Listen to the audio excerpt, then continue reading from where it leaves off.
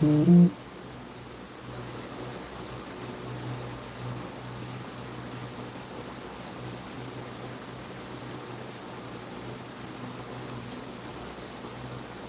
hell, what are you doing awake? Getting a regular thing this now, Glenn, oh my god.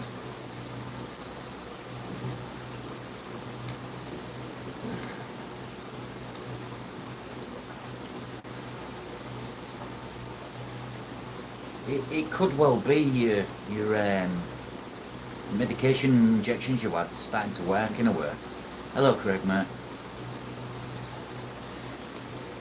You done your first job yet, Craig? Got your first job done there?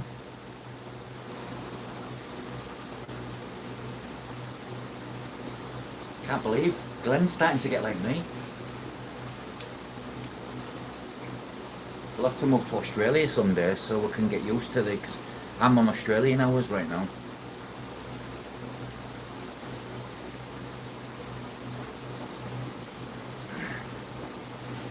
Oh, getting your goose juice. Yes.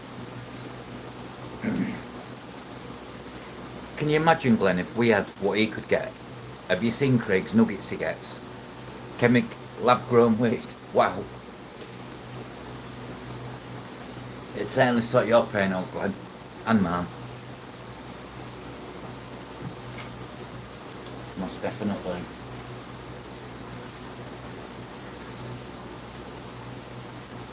We're all a bit fucked really, aren't we?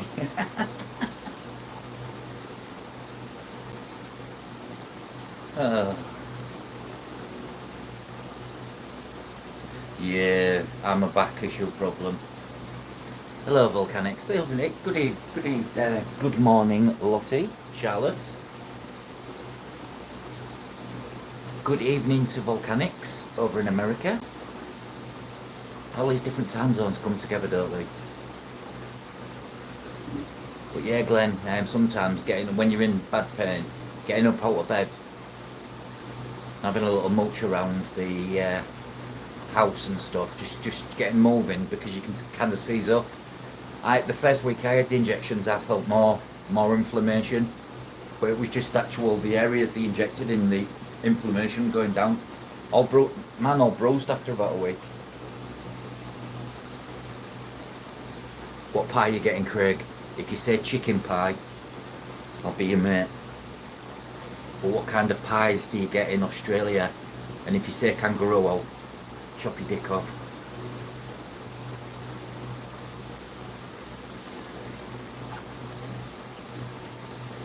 "10:30 in America, it's actually, I haven't been to sleep yet, and Charlotte on here, Lottie's nature hasn't, and it's 4:24 AM. Lamb and veg, nice, I love some lamb. Crock pasty. Beef pie. We have steak and ale pies here. Oh, Craig, you'd love them. 4:20 AM.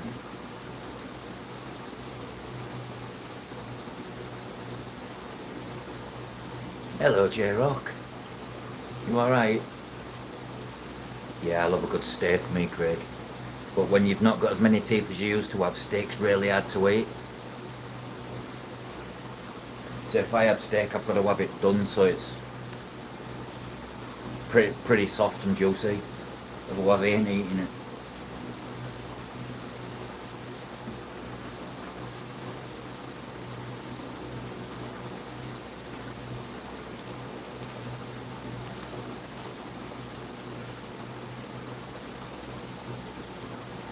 I agree, Charlotte. I don't know why he doesn't. Don't necessarily have to make rolls, smoke it that way. You could do it in a pipe, a bong.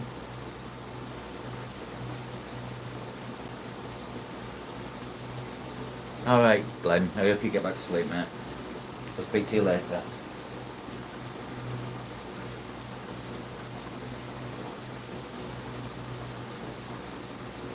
Since being sick, you're so hungry. What, like all the time? You sure that's not a side effect from your hospital weed? Mind you, they take all that out of it, don't they? Literally. So you only get the symptoms of the full-on works of the weed, not the every like kind of side effect, I guess. I wish they did it like they do in America and here, America and Australia. I wish someday they'll do it here properly. You can get it, but I mean, like his nature, Charlotte. Charlotte. You're on the oils, aren't you?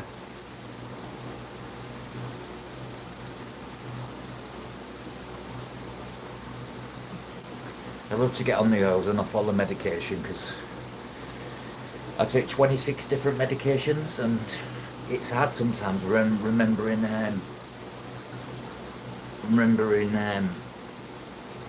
which ones you have to take. Oil and flour on prescription, yeah, but it's really rare here in the UK, isn't it, Charlotte?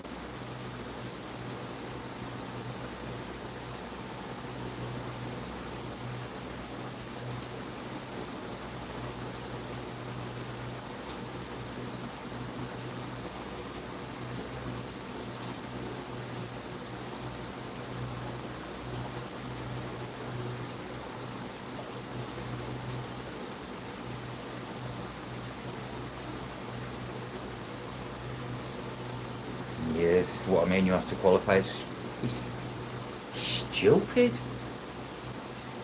I don't think I've got enough fight in me to go through all that private stuff. See what I mean? Imagine that, Charlotte. Imagine if we had that in England. Wow, things would be different. This country, the UK, is very... Everyone's on eggshells. It needs to be more laid back. And I think weed would do that. Rather than filling all these young teens and late teens and 18, 19-year-olds their bodies with copious amounts of different tablets. Why not offer them a solution of oil or something? Because it's proven. I know why. They're scared, the government is scared of the money it'll make. Why, I don't know. A loophole, yeah, it can't be a good old loophole.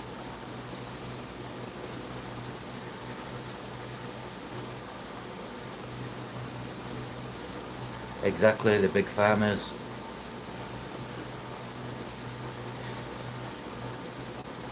The quality you'll get, Craig's stunning.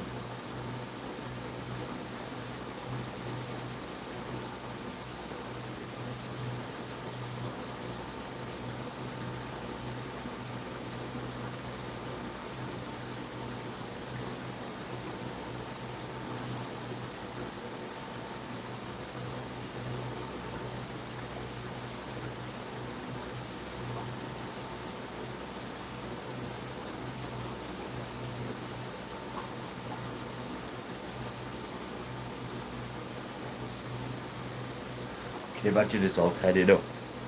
Hello. Pitching our tents in his front yard. Craig's like, the fuck you doing, mate? Get him, Fernan.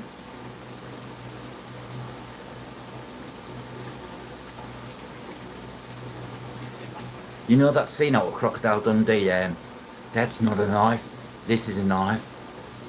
Mike Myers asked Craig to do it earlier and Craig did it and oh, it sounded epic. That's not a knife. This is a knife. It's what my childhood was made of. Chuck Norris taught me how to arm wrestle with his little finger.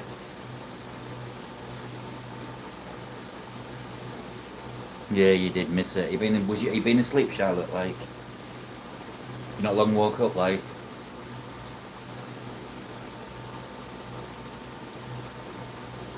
Fish farms in the house. Chuck Norris is that hard. He once took on two kangaroos with one hand tied behind his back. Beat that. Still up, going to bed, Sil Marie. And then I'm up this afternoon. I've got a few chores to do around the house. And my children are here still, having a long weekend. Proper homemade pies then from the butcher. You can't beat them, Craig.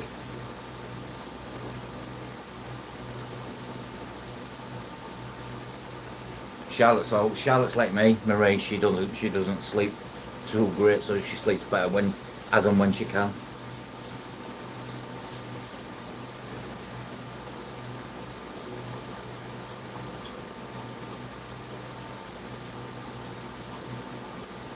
See, and then Charlotte wonder why she gets poorly, because she doesn't stop. And then she bends herself out. I've just been, Marie, so I'm good. I'm good for probably another, well, mind you, I've been drinking that much Lucozade. I've been going it every, like, 30 minutes.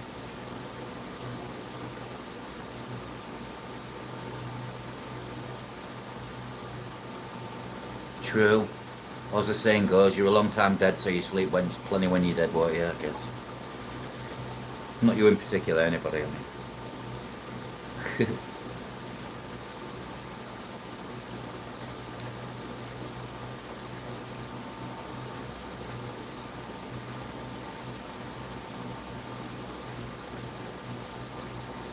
I was just catching up on House of Dragons, latest episode. My pains too, Charlotte, West, during the daylight hours. I feel less pain. That's why I do my maintenance on the night. Weird that, innit? It's nerve pain for you though. Good day, Mark. Hope you're okay, buddy.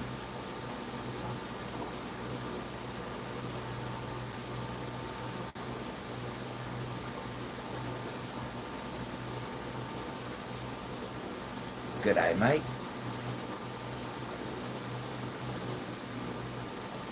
I hate the heat, Charlotte, but the sun, for me, the sun on my back works wonders for my nerve pain as well. I don't like the sun. I'm too hot and sweaty. I'm more destined to live in somewhere like the North Pole or Greenland, somewhere nice and cold. I think I should have been a Viking.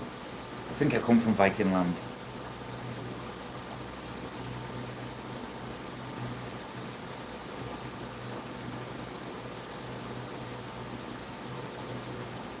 It's surprising when you come on this early hour, for us it is anyways, because all the people around the world, it's late evening in America and it's mid-morning in Australia, so it's quite a good time really. I just binge watched all Vikings Valhalla, Charlotte. Well, I already told you, didn't I? I binge watched it in one night, all 8 episodes. I love Vikings. I love anything to do with Vikings.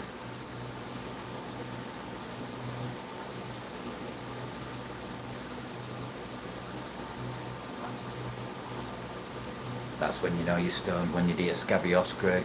As I say in the UK, scabby os. I'd eat a scabby os.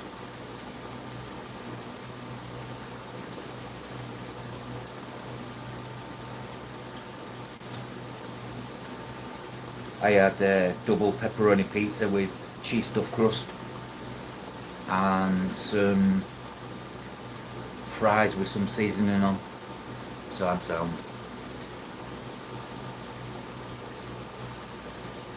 I'm Yamamong Maltesers in my god. You can't beat a Malteser. Should have stayed off the sun as a kid. Yeah, it can have a lot of disadvantage on your body and skin. I can't handle the sun now. I like beef jerky. You don't get it a lot in the UK, Craig. It's not something what you see everywhere. But now they have it in some supermarkets, so you can get a nice packet. It's not quite the same as some fresh done jerky, but I do love a bit of jerky.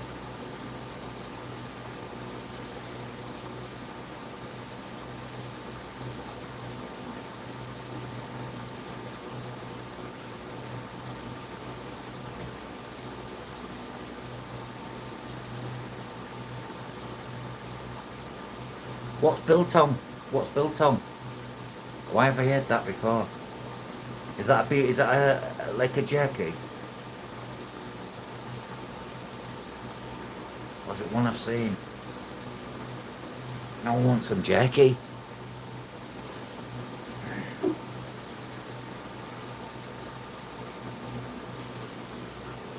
Jerky's better than dried smoked fish. Ugh.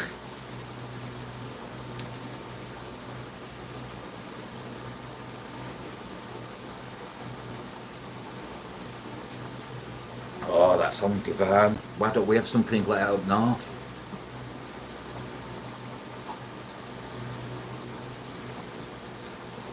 Jerky in dip cans. Pokes the fat the house down with a big bag. Oh, Craig, you crack me up. Oh, Craig. Phantom's like, fuck no. Phantom's gone. Yeah, please do, Charlotte. I'll do a little taste test live. Might try and break a little bit down into like little bits and see if fish eat it. Is Marie? Have I missed that? I will, so Marie. Sleep well. Sweet dreams. Yeah, Belle's like, oh, fuck. So does Jackie give you lots of gas? Because I'm a very gassy person.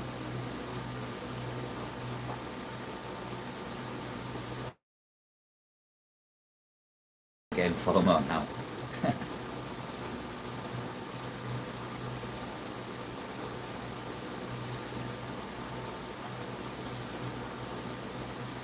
Full bag. Yeah, but it's, I can imagine it's like one of them, I bet you would, it'll be one of them things I'll eat and being like, why have I not had jerky in my life all this time? See, I like wild boar sausage, what's dry cured and sliced. Wild boar sausage, beautiful that is.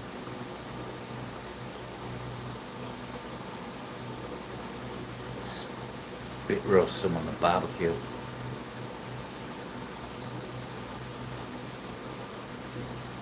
Need £50 worth. Whoa.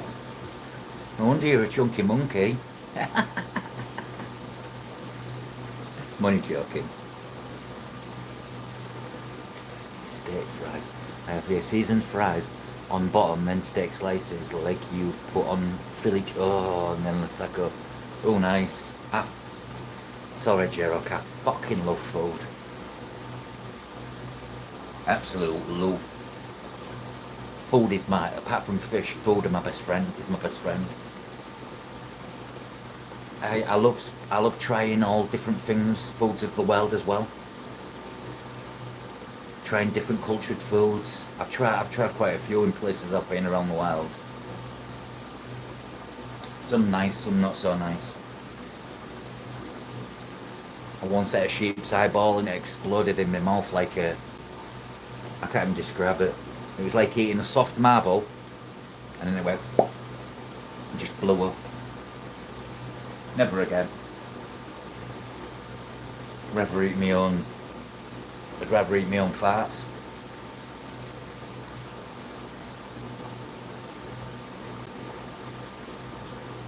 I can eat Charlotte. If I get a takeout and I get a kebab, I get like a special mixed kebab.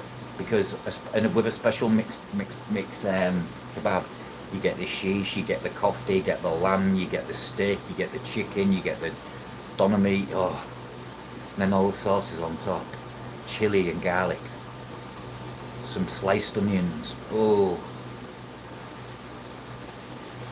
and a nice pita bread. It's all down to Greg that's talking about pies. I've just eaten a sandwich. I love a kebab, Craig. That's why I'm a fatty. Kebabs, they're my guilty pleasure. I don't care if they kill me quick. I'm going out with a kebab. My coffin, I want shapes like a doner kebab.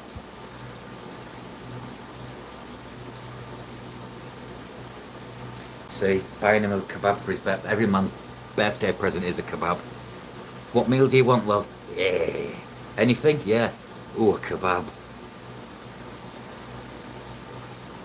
Yeah, I'm fussy. We have, Craig, the city we actually live in England, UK, has the most takeaway places in one city. There's 407 places you can order kebabs from in one city. So there's a lot to choose from, and I particularly still only use one because they use fresh cuts of meat, like the lamb, the chicken. None of that char grilled stuff. I'm talking on the spit, on a proper charcoal spit type spinny thing. Oh, then they put all the peppers on. Oh, stop it.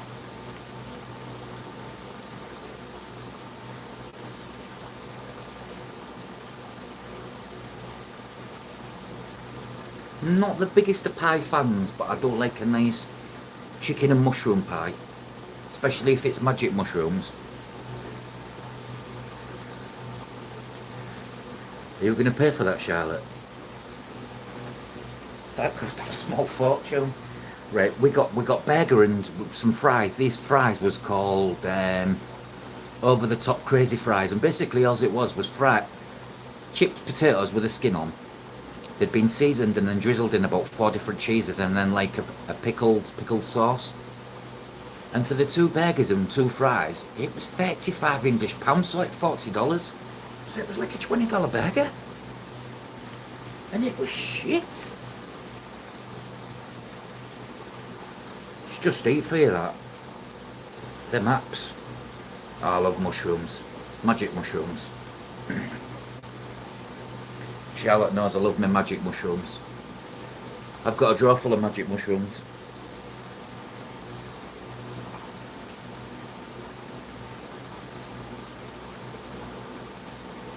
Yeah, you can always tell. Have you ever had one that's that bad, Craig? You've actually took one bite, looked at Belinda, and been like, "Yeah, nah," and then fucking lobbed it out the wall because it's that shit. I've had some bad ones.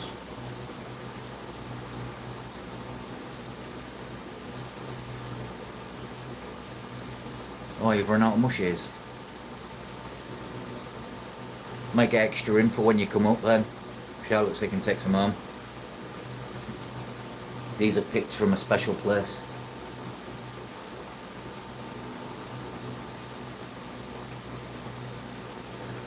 Ranch dip. Oh, just ranch dip alone. Son, I love dips. Ranch dips and cheddar chips. If it's got cheese on the chips. But mind you, chips for you are like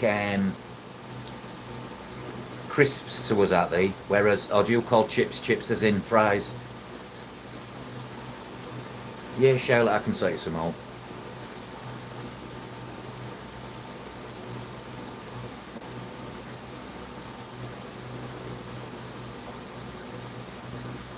I did spend a night before.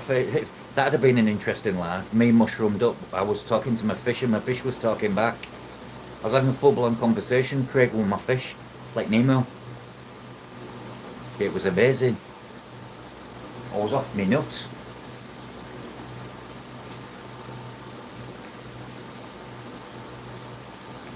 Again, the things mushrooms can do, it eases my pain. That's why I take it, not to be psychedelically out of my head. Um, and if I take mushroom, a dosage, say a 2 milligram dosage of mushrooms, I don't have to take my morphine, and I don't get the side effects of the morphine withdrawal.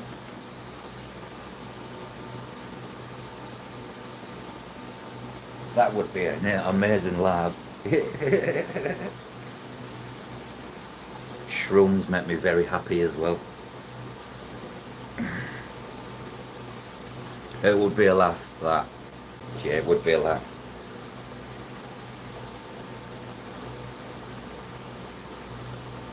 Oh, cheddar and sour cream. Yeah, now I know what you mean.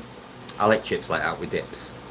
Unfortunately, I eat one of them big packs of them, like the big, a family pack, because I just love them. The fish thought they was getting fed then.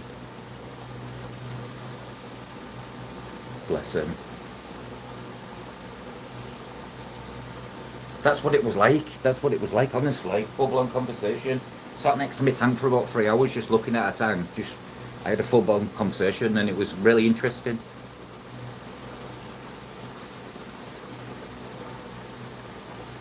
Yeah, I'm on slow release. Charlotte, is it Zomorph? Zomorph. I'm on the morphine, and if I go 12 hours, if my body's after 12 hours and I ain't had one, good God, I get stomach cramps. I need to go to toilet. I feel sick. I get the shit. I get the I get all sweaty. Been horrible. I went away on a weekend and I forgot one medication, and I went away. I had to walk around Bruges in Belgium with all 5 different medications, morphine and one called pregabalin. I was a wreck. My own fault.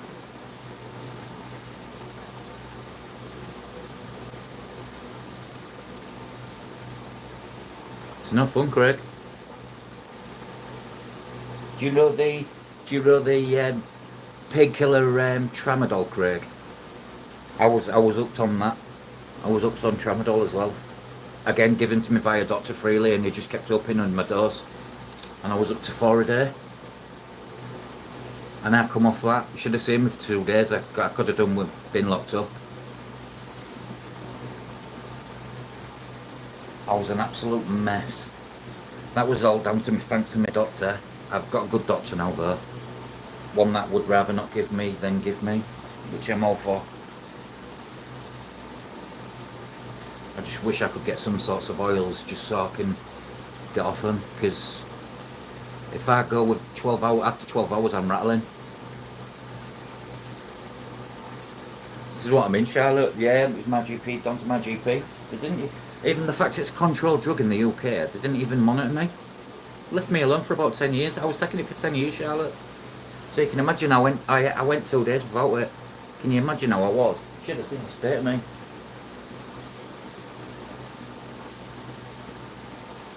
But I did it. It was like that scene out of the film Trainspotting, where you see the baby crawling on the ceiling and stuff.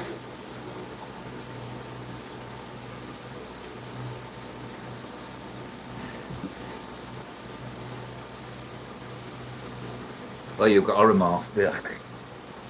Got like Oromorph, that's that liquid one in it. Tastes disgusting.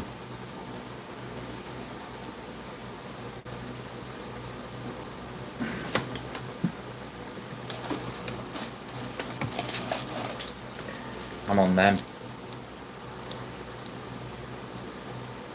Slow release morphine.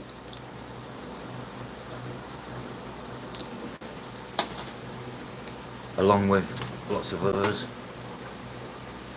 Oh, hello, new local Austin, welcome.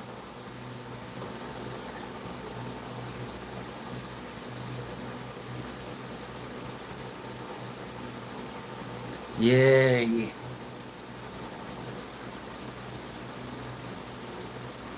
I had no one to fight in my corner with me, so my doctor wouldn't listen.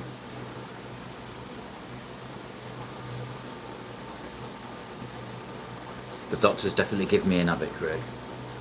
1,000,000%. They've got a lot to answer for, because they don't. I haven't had a medication review for about 3 years. Supposed to have one every year. Just like they give you one, yeah, be like, yeah, you're just a number. See ya. Yeah, welcome, Mike.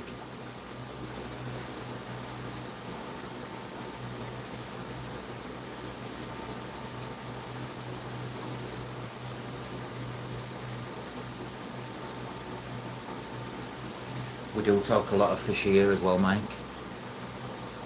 Amongst other things, everyday life problems like we all have. I think we're all struggling a little bit really in real life, aren't we? We all have our own battles. Hello, Killer Curry. Well, let me get your name right. Have I pronounced this right? Serkan. Serkan. Serkan.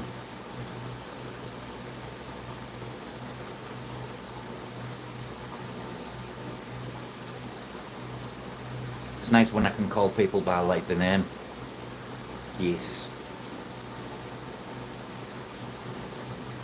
How's everybody doing fish-wise then? Are we all...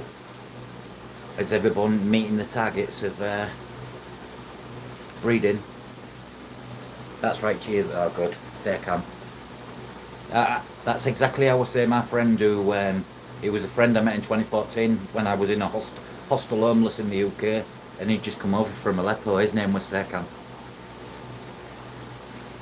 Lovely kid he was. I helped him quite a lot. I helped him settle in. Um, I raised some funds for him, just privately, and we got him some new clothes. It came with nothing, so it was the right thing to do. Imagine coming to a new country with nothing.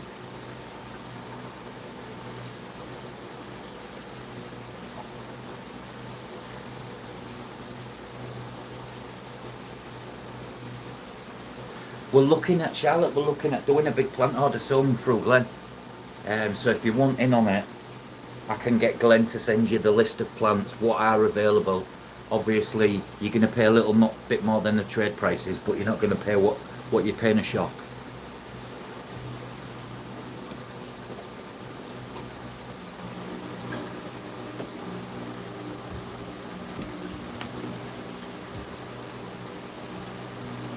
It's the right thing to do, you know, because I was in under the illusion.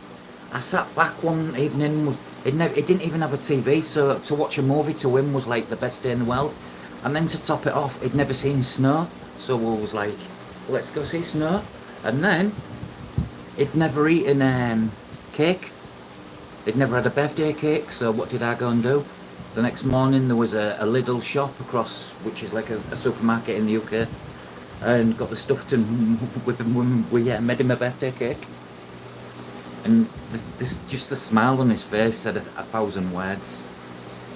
We're still friends now, and he's living happily in the UK now officially, and working full time and saving his money up for a house.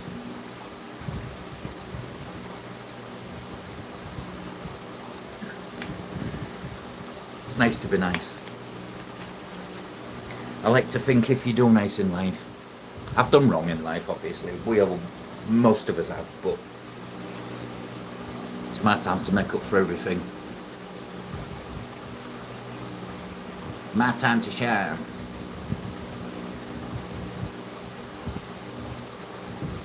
Oh, Istanbul, I've been there a few times. I say you're Turkish. We have a few Turkish players who play for our football team. We're owned by a Turkish businessman. Acun Ilıcalı is called. He's like a famous Turkish TV personality. He owns our football club. We have a big Turkish fan base in Hull now, in England. Every match there's all the Turkish flags out.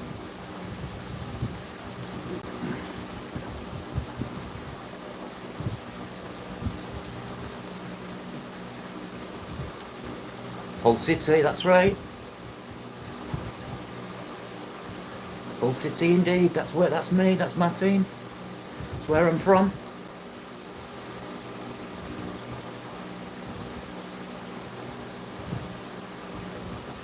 What was that, Craig? Oh, I heard you on your earlier, I heard Belinda telling you, Craig. Do you reckon it was a bull shark, Craig? Is that the most common one? Most common attacks are the bull sharks. Oh, did you watch the Yes, sir? Yes, so was I. So was I, Serkan. We didn't do very well, but we need new players. Are you a Fenerbahce fan? Because I've got Fenerbahce kits. Since we've got Turkish owners, I went out and bought Fenerbahce merchandise, official Fenerbahce as well.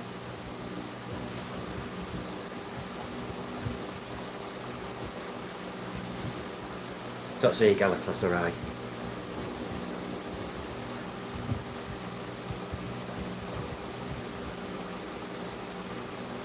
Fingers crossed. We've just got to bring some new players in. We've now got a new manager, a German manager. So we shall see. I have seen Premier League football. We have been to the Premier League already, so it's not so bad.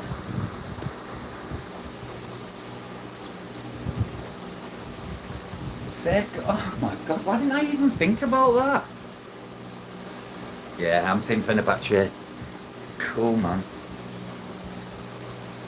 when we used to holiday in Marmaris, we made some really good friends. I mean, I've been going to Marmaris since 1989, and some of my best friends are Fenerbahce fans. Who actually work over in Marmaris, the Bay of Marmaris. I love Turkey.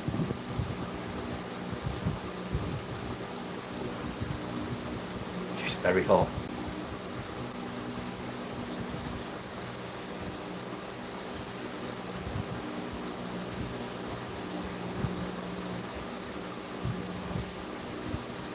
At least you support the right team of Turkey. Could have been worse, it could have been Besiktas, and then it could have been even worse, it could have been Galatasaray. Or Trabzonspor.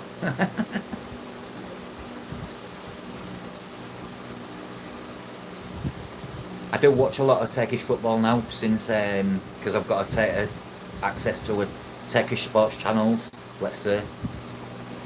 Turkey's, oh, it's a beautiful country.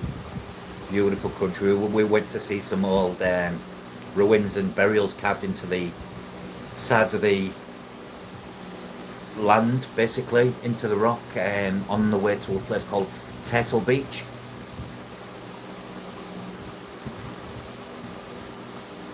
But what fish have you got? What fish have you got, Serkan?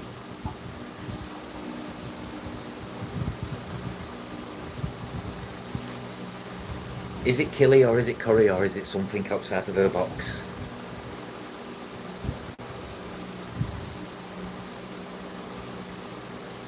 Give us a little clue.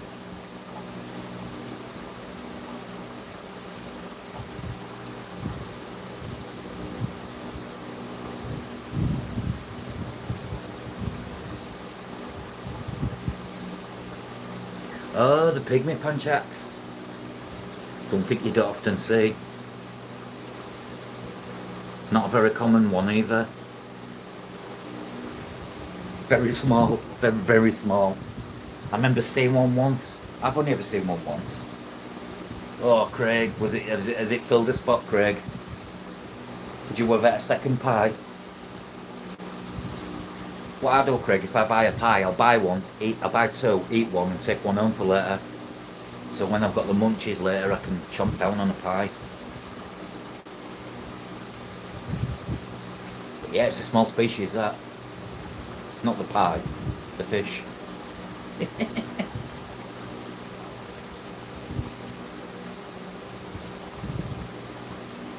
Oh, that's a shame. Oh yeah, you've got them in your big tank, haven't you?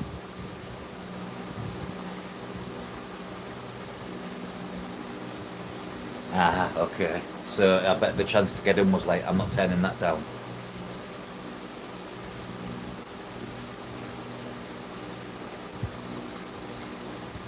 Killer or curry Serkan? Charlotte knows a lot about killifish. Breeds a lot of species, I believe, as well as Corridorus.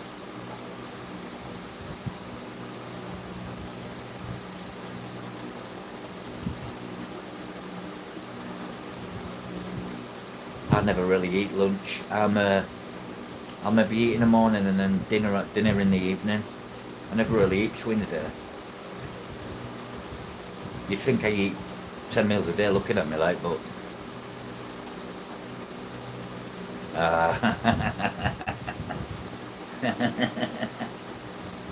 Yeah, I bet Phantom loves a good pie.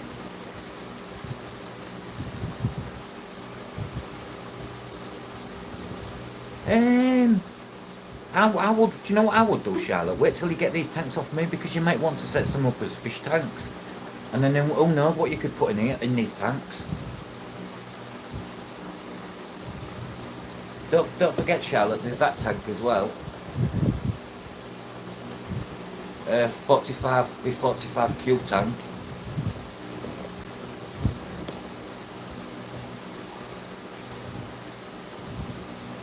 We're going to really have to work it out though, because we're going to have to pack the fish and all that, and it's going to have to be a planned operation, I think. The crab tank can go all together really. That'll be steady. I'll just empty the water bowl.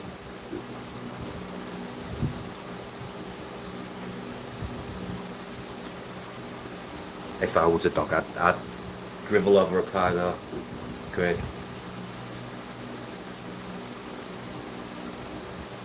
Every man loves his pie, every dog loves a pie.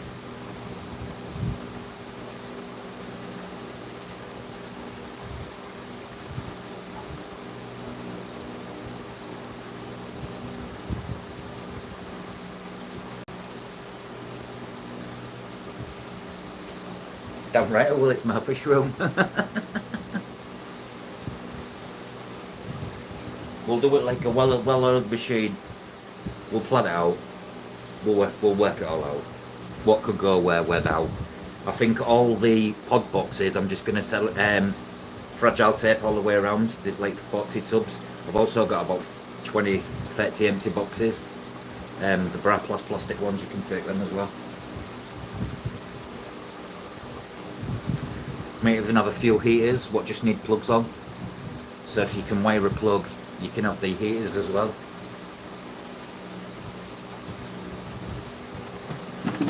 Because I've got lots and lots of heaters with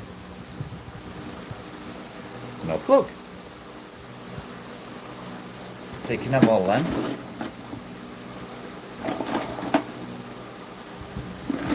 And then we'll go through my bit mixed. Anybody should be able to wire a plug, it's easy. What was that? Look at my teeth are close to being ready. Oh, I bet you can't wait, can you?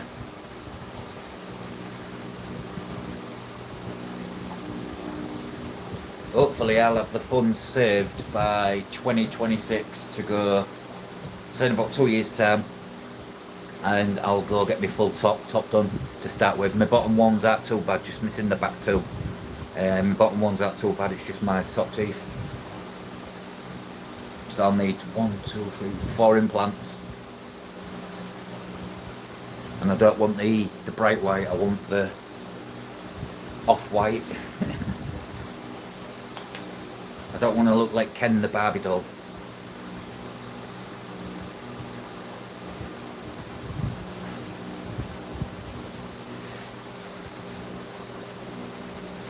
But for instance, to get these teeth done here in the UK, Craig, it cost me £37,000, so about 45,000 US Aussie dollars. But yet go to Turkey and it's £6,000 all in, and that's for 3 full visits, and that's including top and bottom if you decide to get your bottom done, and 8 implants, and you get your full transport to and from the hotel. You get all the food done to your diet, but obviously you can't eat nothing to chew on, so they give you soups and stuff like that. My friend got his done and they're amazing. Yeah, they can. They're horrible things, teeth. I had lovely teeth, and then I started on medication in 2015, and they've just gone downhill. I mean, I'm a smoker, so that don't help, but hey ho. Just wish we regrew new ones. Again.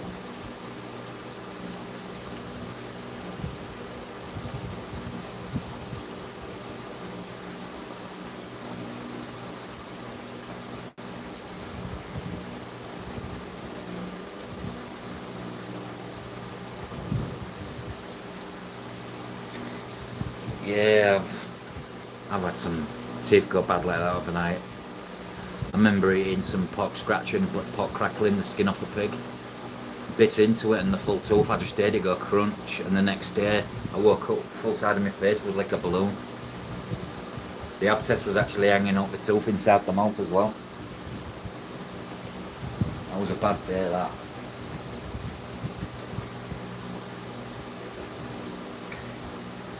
I think mine is, Craig. I think that's why I'm a bit... Right now I don't feel like I'll make it past 60 years old.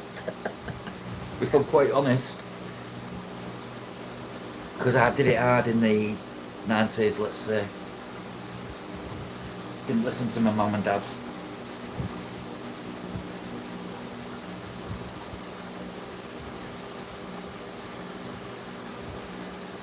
Yeah, I think that's true. That Craig, I'm on morphine, and man have never been right since.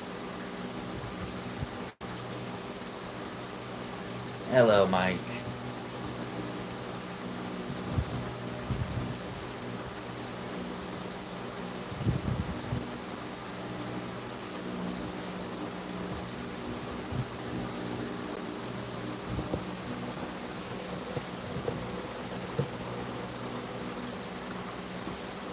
It's Mike Myers.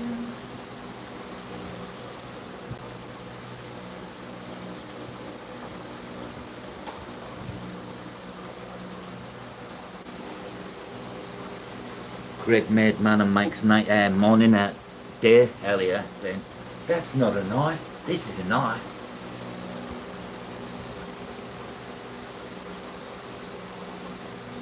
I think, yeah, it strips away from the inside out. I think that's what's happened. I've got issues with teeth with fillings in already. Yeah, to look at the tooth from the outside, there's nothing wrong with it.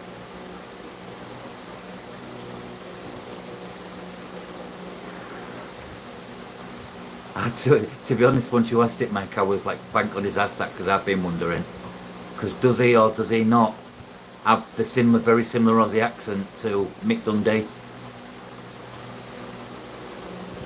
A proper Aussie. Craig's got a proper Aussie. How I expect an Aussie to sound, because I bet you get upper class Aussies, like you get upper class UK who speak like this, and they're very intellectual, let's say. Yeah, right. Get going.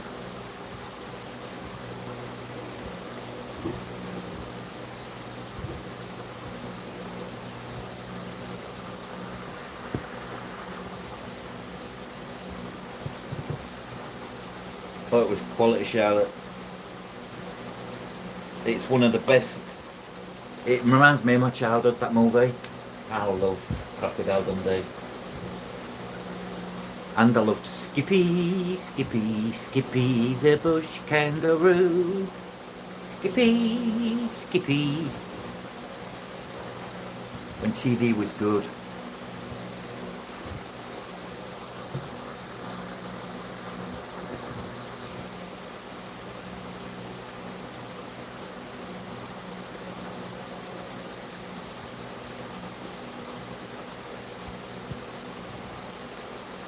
Australia's made some good classic films, like another classic Aussie film, Mad Max.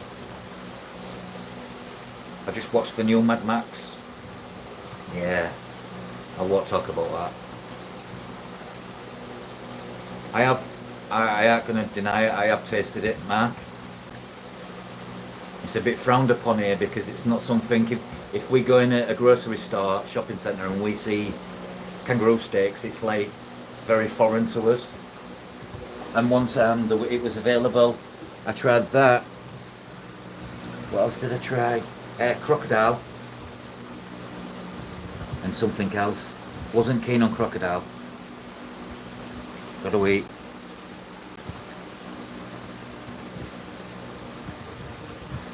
But yeah, Skippy the bush kangaroo.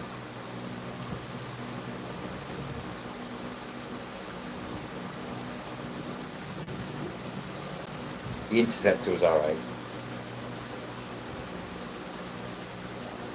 I watched the new one and I wasn't impressed. It's just not Mad Max enough for me. I reckon Craig would make a better Mad Max, if I'm quite honest.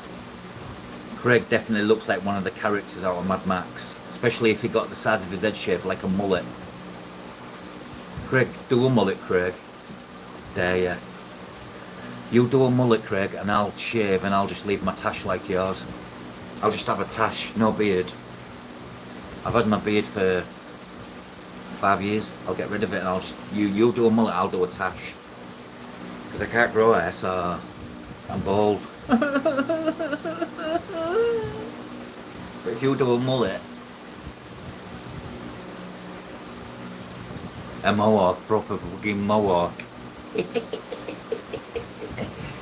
I wish I had hair. One day I woke up and my hair fell out and I was like, bye.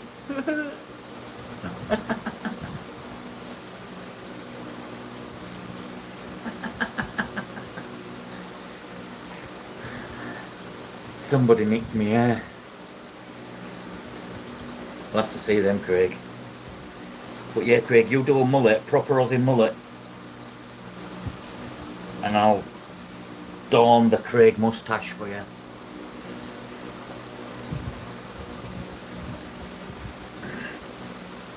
I'll even do I'll do a live in just a mankini.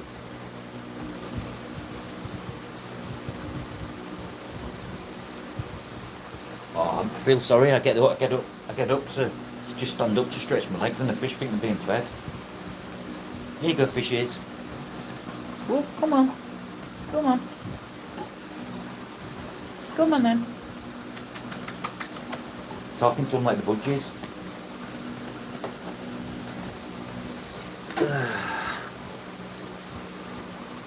Craig. Yeah, that's what Mike. That's exactly what I was thinking. The Trailer Park Boys, quality that. If it does a UK mullet, I'll still do an Aussie tash. I'll do a lovely Aussie tash.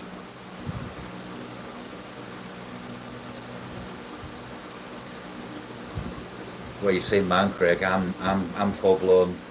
I'm full blown Santa Claus already. The only black part of hair I've got left is my tash. Hello, George.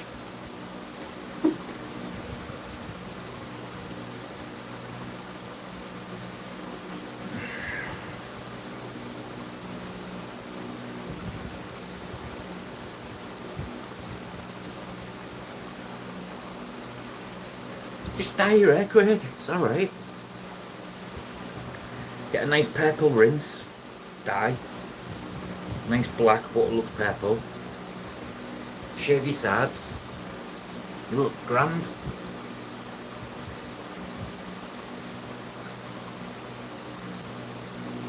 And then I can call you the mulleted fish keeper. Oh yeah. I can see a logo now. Big mullet on it. With Craig across it. I could see a rebrand.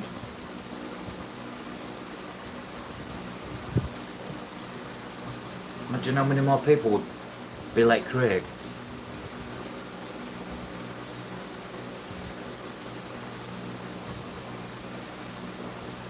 See Bell's new Billy. What does that mean? What's Billy?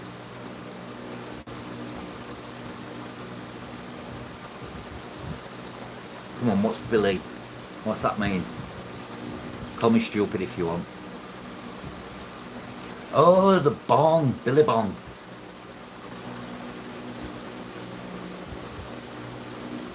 Billy Bong. Got you now.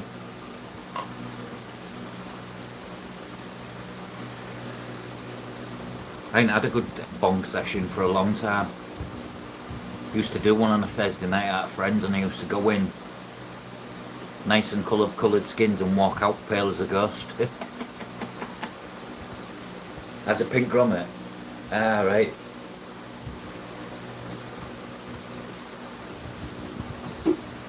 You have bongs, don't you, Charlotte?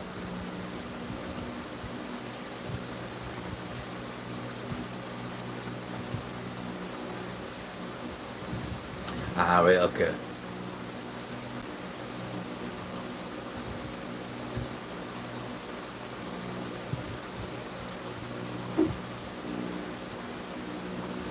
I've heard it can clog a lot as well, clog up in the vapes.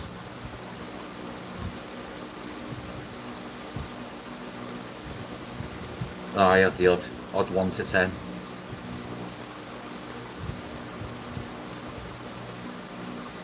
But do you know what, Craig? I know exactly, and how wrong is that? Ain't it bad that? I've seen that before, Craig, Mike, and I was like, oh my god. Them people got no rights, and they had more rights than the people. Yeah, tell me about it, Craig. We sent all our overspill of jailed rapists, murderers, and everything else there. Stupid or what? All to create a population boom.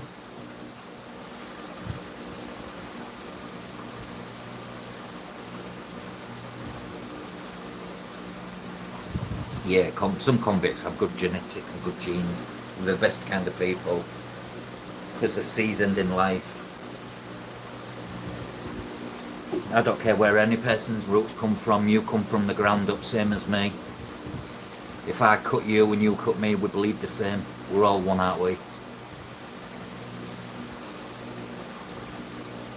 Remove our hearts, we'd die. Because we are all one. Caldwell's got a dark past really, and I mean England's got a very shameful, very shameful. Yeah, the Irish convicts.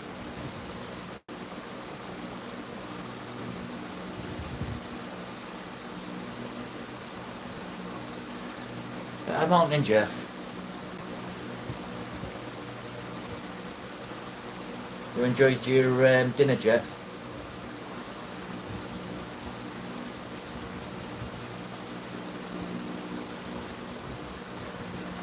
Indians in them, yes. These, all the Spanish conquistadors what destroyed the Aztecs. Portuguese. But these are all different. These are all for another day, aren't they, really?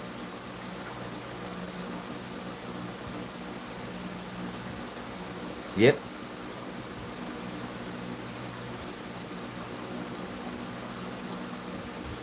It's like right now in the UK, we're overcrowded with asylum seekers, ones that have come over on a boat,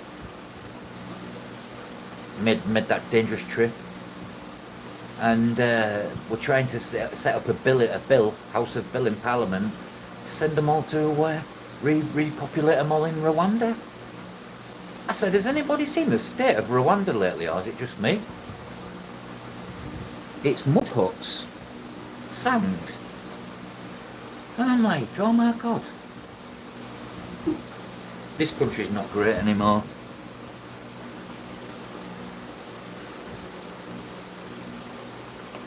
This place used to be called Great Britain. It's now called Shitten.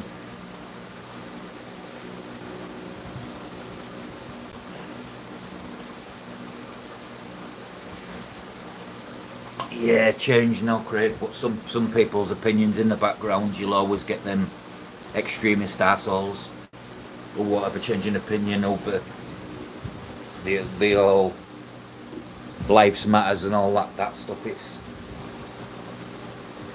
again, cut me, cut you, cut them, we all bleed the same.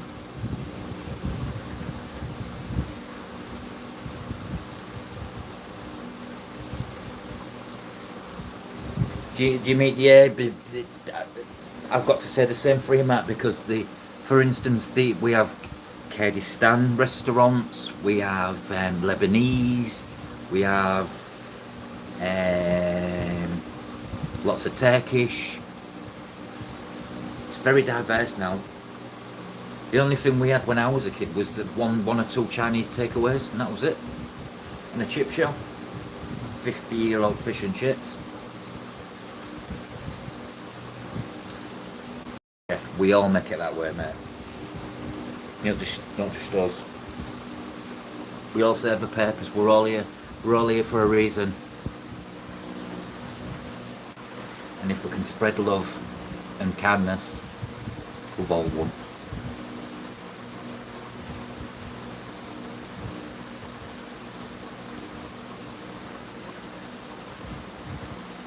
Yeah, there is, Craig.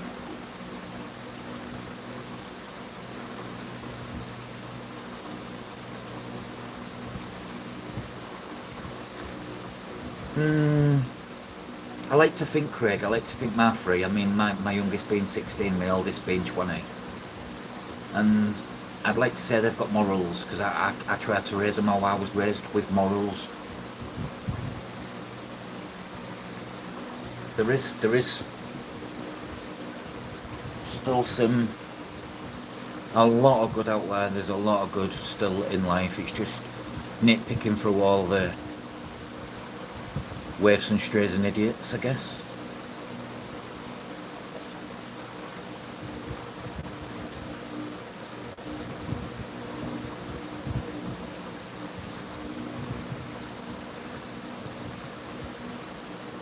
We are all here because you are streaming.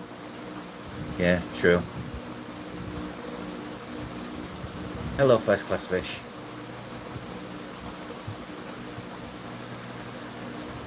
A lot of new ones in the chat tonight. It's nice to see. Just looking at a lovely tank of overcrowded Neolamprolagus bruschardi fry, albinos. I have many. If anybody is in the UK and wants any of these, hit me up and you can. I'll send you some.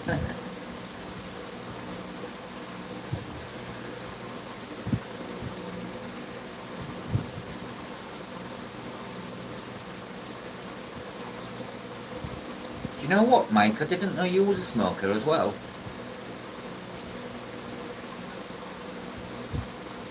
My mum always said I should have been alive in the 60s.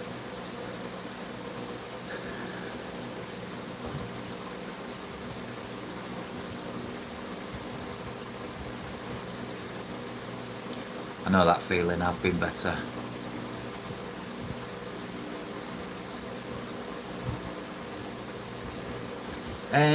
You can actually go from a ferry terminal in Belgium. I think it's near Zeebrugge, and it brings you to Hull. I'm literally 10 minutes from the ferry depot. I'm near the water's edge anyways. You'd be welcome to there's Europe's biggest indoor aquarium's actually in Hull as well. And then we can go watch a football match as well. And maybe if I can persuade my friend to take me to the fish shop what I've been to, what's 2 hours away, and take you there in car.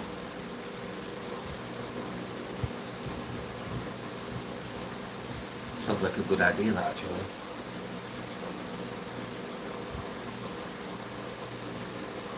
Oh, I don't know, if it's a restaurant what's packed, you won't get me in there. I don't do people. I'd rather say, let's get a takeaway and eat at home.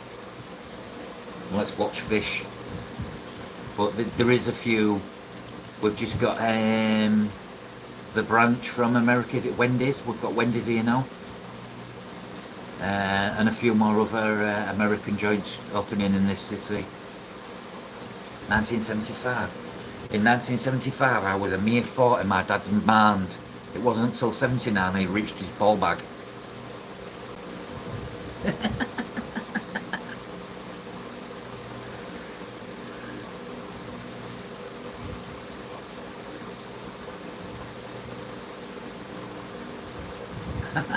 Craig, dirtbags. I can just picture that now. Oh, life. Wendy's is not far either. Wendy's is quite close, Mike. But yeah, if I've got space, if you come and it's not a time when I have my kids, there's always a spare room for you to sleep in to save on costs. Be easy to cook for you and do you some English cuisine, some old-fashioned English, a full English breakfast. I had some fish guest friends over not so long ago. What, you did a whitey, Craig?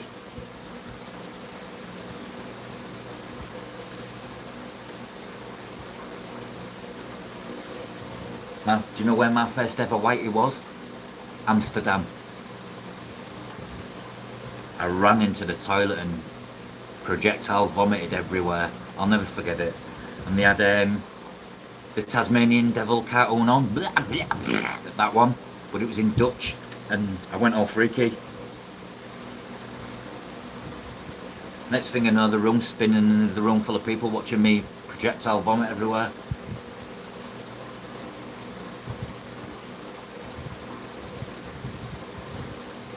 Craig, fish. Craig doesn't know slow and steady and relax. Craig's always on the go. Craig could have a big baked cookie of weed and he'd still probably clean the tank. Hello, Blinda.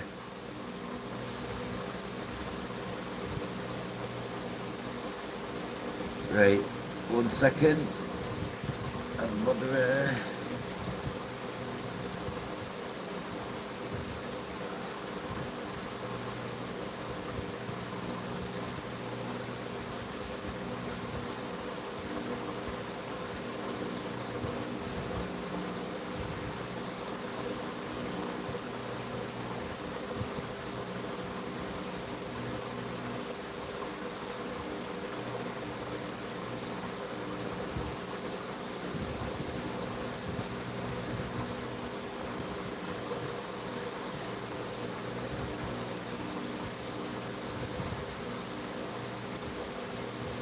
I've got, like, I could tell you some stories and you'd probably look at me like, no, not you, really, no, not you. What I will have you doing belly laughs on the floor. I tell my son some of these stories, he looks at me and he says, what? I'm like, that's not half of it, son. I once got a ferry to Amsterdam. We docked in Rotterdam. I'm getting woke up by two old ladies poking me with umbrellas. And there I am in my undies, no clothes, no shoes, no nothing. I can't even remember getting there. I don't even know where my clothes went. Some night that must have been. And then I had to spend 8 hours in Amsterdam. 8 hours in Amsterdam. I had one smoke and it ruined me. You can imagine I was hanging. I must have drank so I don't know when to stop. I've also been on holiday in Blackpool in an hotel, and I must have a thing about waking up outside naked of places. I woke up outside my hotel door, literally with the key card slot thing in my hand, in just my undies. I have a thing about when I'm drunk, I like to just be in my undies. And again, that's not the half. I'm crazy. I've lived. I've enjoyed my life. That's why I think I'm a bit done in now. It's all that catching up.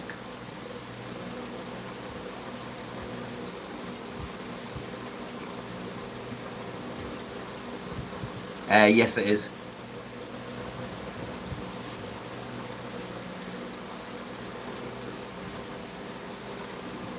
It certainly is, Craig. But it gets very smoky.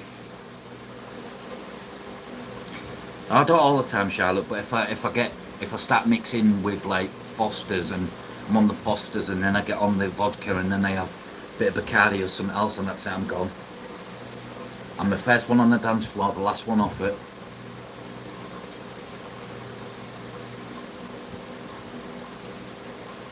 But yeah, my friend actually coats his, with illegal obviously, coats his cig papers with the oil inside before he adds the weed.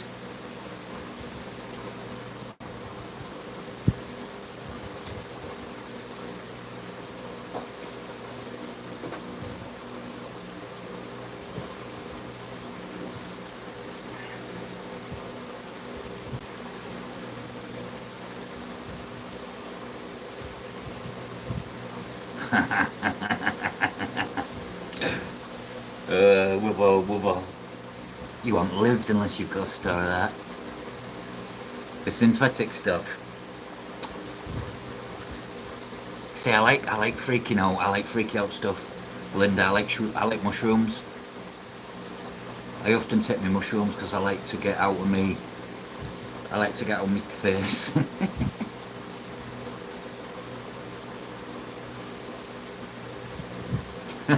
Jeff. If the bruschetta go missing, you have what the fuck? You have no idea what I just said. It's because I'm English.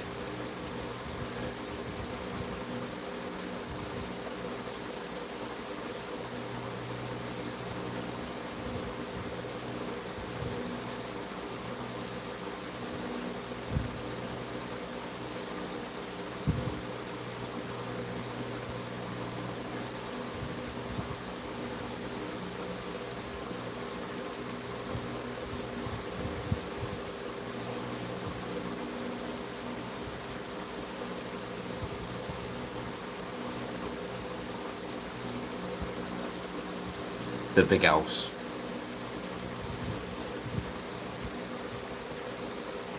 Yeah, don't do it too wet because it won't like. Don't, well, it will, but it takes some flame power. No problem. First class. Mushrooms. Some of the best ideas I've got in my fish room have been made when I've had shrooms.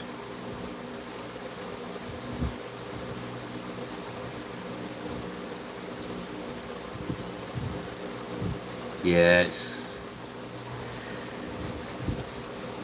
Jail's not a nice place to be.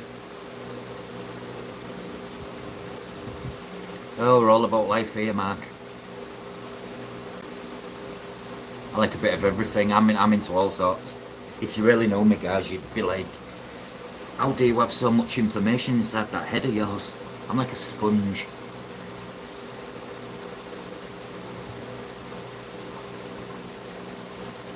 Oh.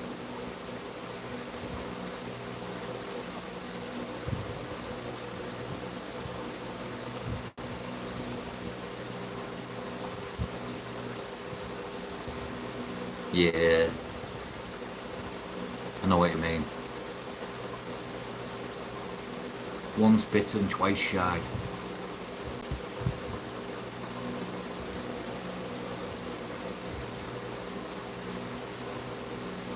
I reckon we'd have a blast.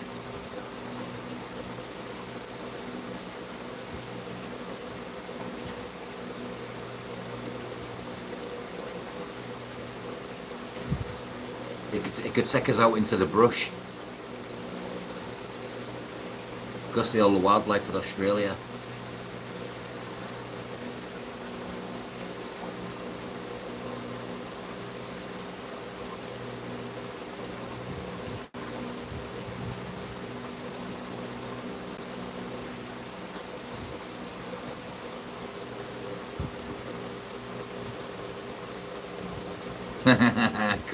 Craig got done in. Excuse me. Michael wasn't. It's quite. You know what, Mike? I'm learning. Actually, how many people do I have? We've all lived. Yes, stuff from this. Oh, was it that bad, Craig? Oh, I've been there, friend. I know how it feels.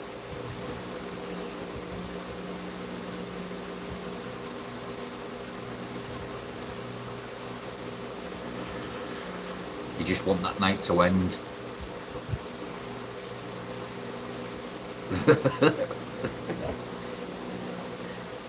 Bless him.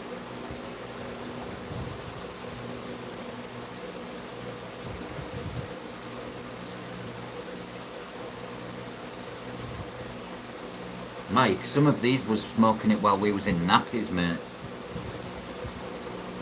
Proper OGs.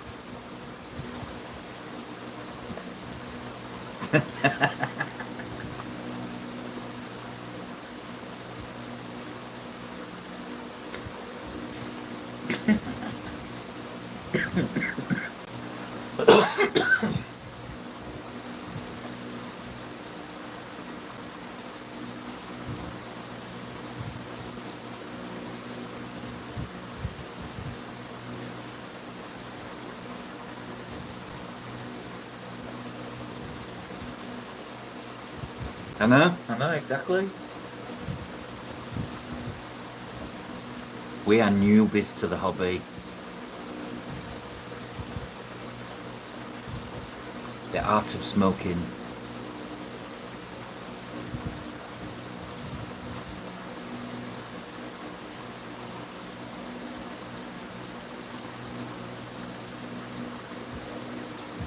We wouldn't know how to roll if it wasn't through some of these.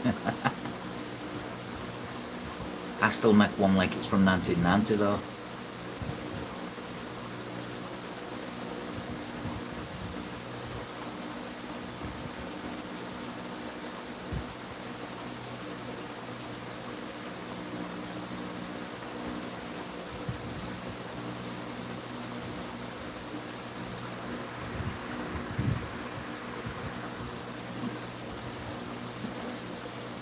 Yeah, I remember the 80s.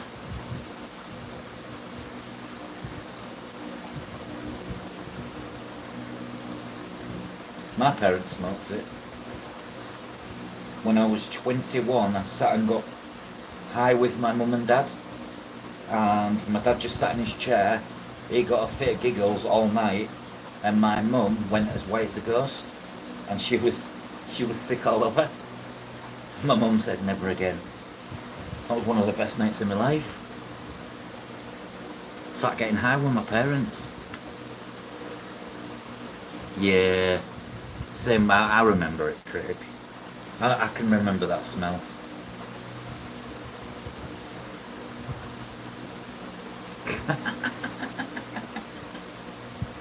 They actually realised, do you know what?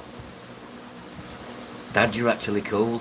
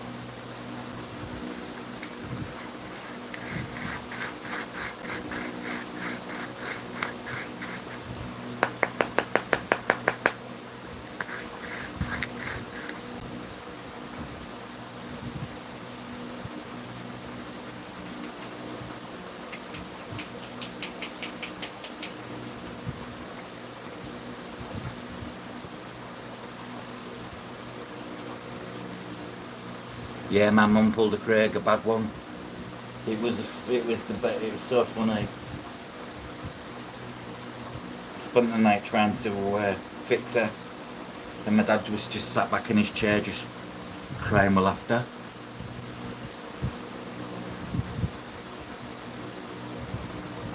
I think the reason I'm like I am is because my mum's sense of humour is very dry, like mine. I'll say it as it is. My mum's the same. Everybody who knows my mum loves my mum.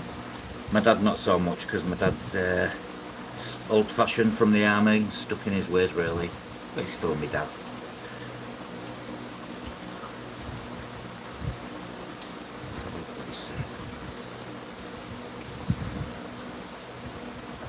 Biggest start ever. Yeah, she was, but life and drugs caught up with her fast. That's why I changed as well, didn't want to go. This is it, Craig.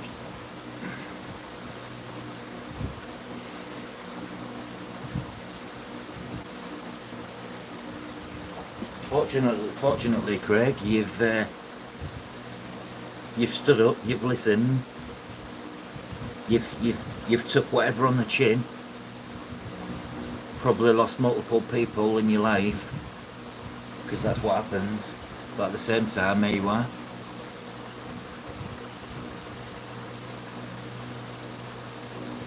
Because I know what it takes alone just to get off that stuff, let alone the lifestyle that comes with it, because that's an addiction as well.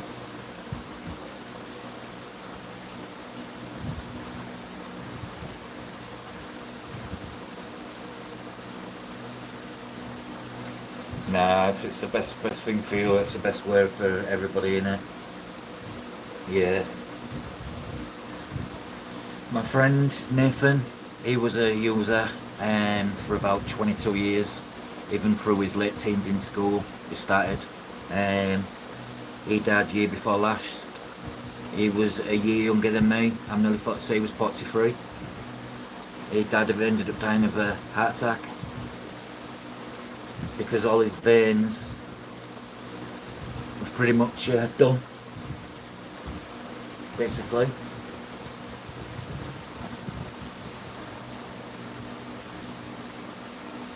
He got a good send off though.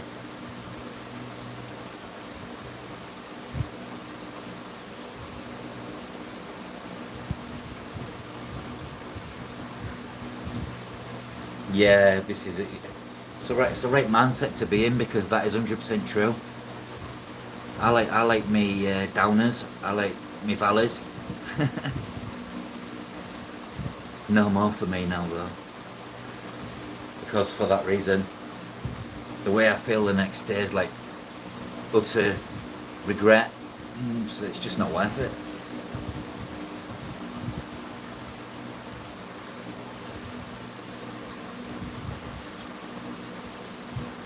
Yeah, I bet you do, Belinda.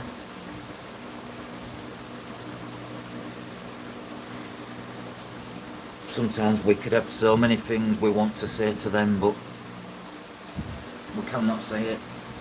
Hello, small fish.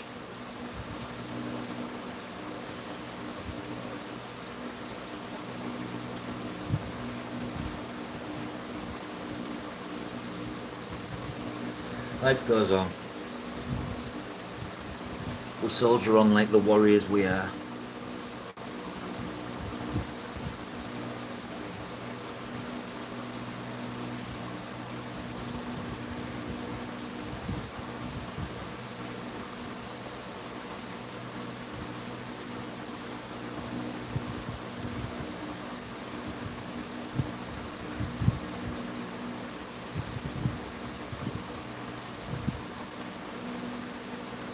Bless you, Charlotte.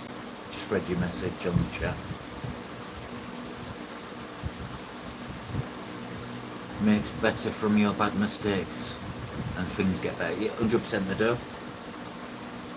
Where am I from? I'm from the United Kingdom on the east coast of England, in a small city called Kingston upon Hull. Hull.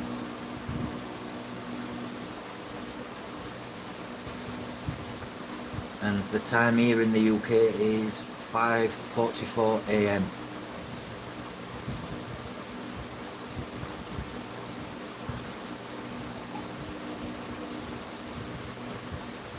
But yeah, Craig, you're right there, mate. Definitely.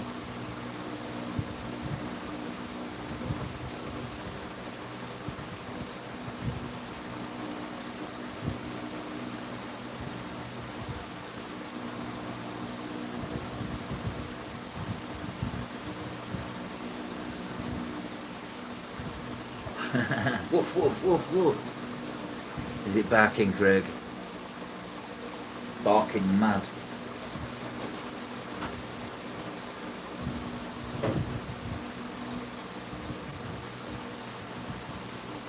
Have you ever thought maybe when you're streaming it's giving off some sort of 2.5 or 4 gigahertz, like what the dog can maybe pick up on? Because it is possible. High pitched noises from the frequency of the 2.4 from your wife through your Wi-Fi. Even the 5G. It's an interesting one, that. You know what? It's, big dogs have even more acute hearing than the, say, a small dog. So I bet Phantom's hearing is so much more intensified, being a large dog. Being interesting to see if it was something like that. Like the radio waves it gives off on the 2.4. Even a microwave, does it bark when you do anything in a microwave? Because that's 2.4 as well, or put the TV on.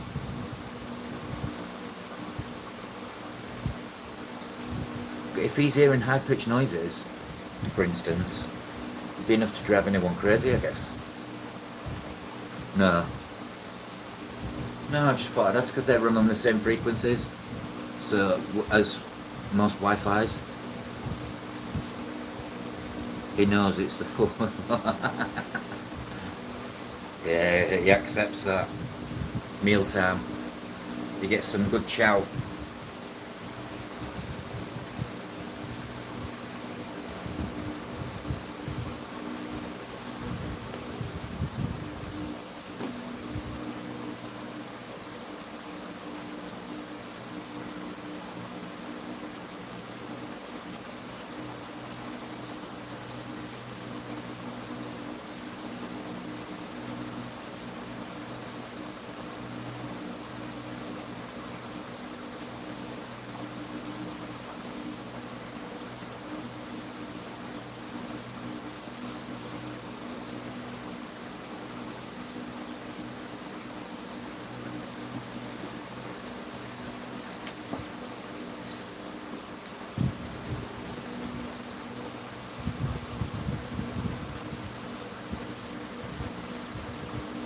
You see, where we are in England, in the UK, we don't have front. Our house doesn't have a front garden, so you step out of our. Anything walks past our house is going to another house. The minute something passes a blind, our dog does not stop yapping. It always thinks to come into the door, basically, because we're an end house, and terrace house.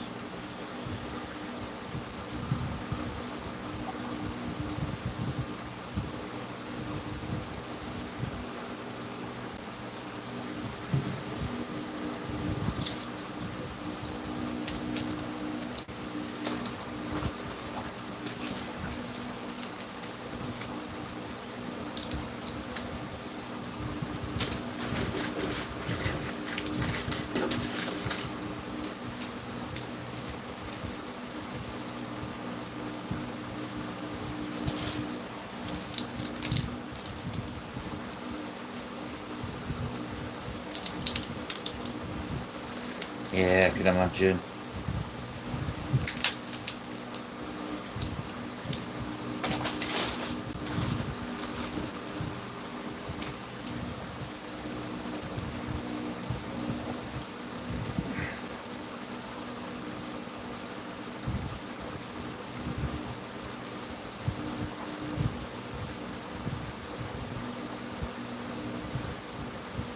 Mike, just read what you wrote.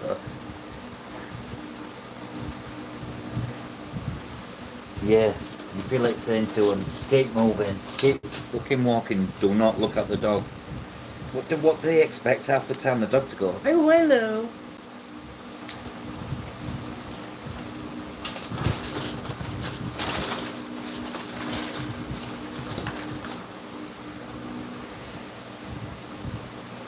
You know when I said I take tablets, guys? Look at all that.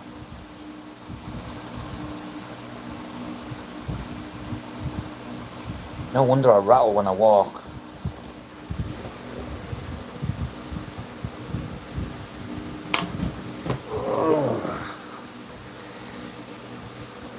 Life begins at 40, they said. Yeah, it's a fair bit. Probably enough to knock an elephant out, but I'm better than an elephant. I'm bigger. Mm-hmm.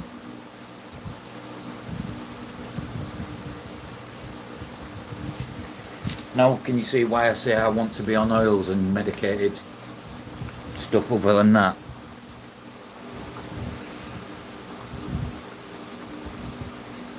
Never been the same since I took it off. The only good thing what I don't get now is anxiety. I ain't had an anxiety issue for about 2 years now. So it's nice to be free of that feeling.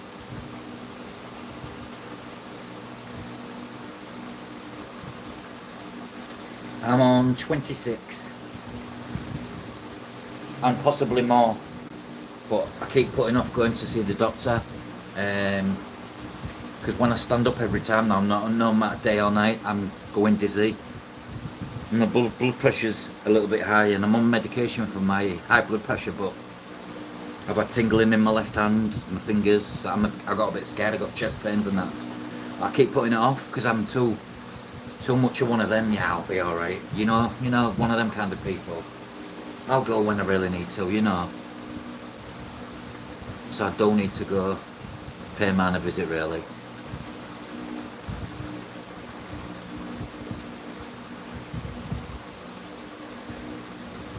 I won't let them cut me open.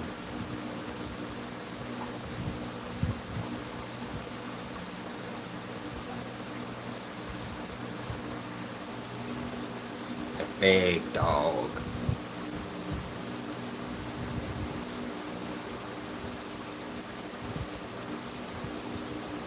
I've just took them medication. I was supposed to take them 5 hours ago.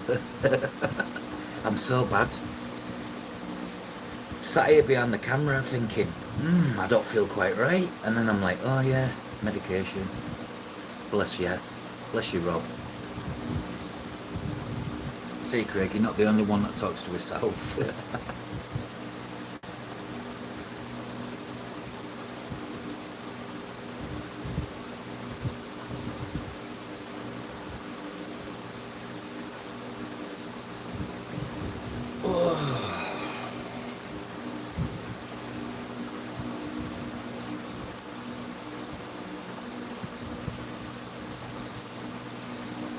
Oh, is that the dog, Craig? Wow. If that's the case, how did you get back in? Offer it some beef jerky, maybe? Or a beef pie? Like a large one?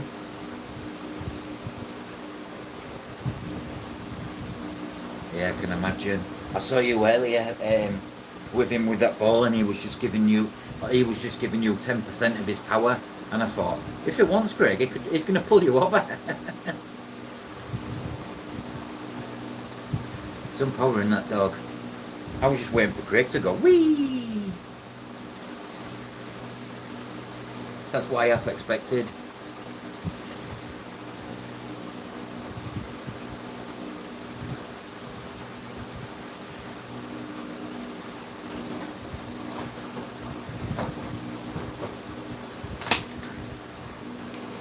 Every fish room should have one of these. Hey Craig, every fish room should have one of these stools. They're the best piece of kit you can ever own.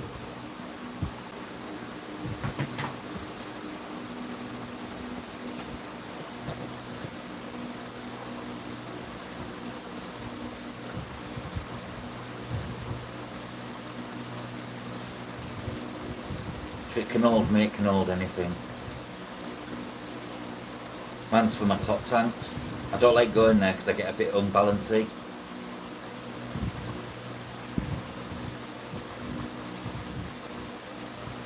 Yeah, yeah. Yeah, they're making awesome little coffee table type thing, don't they?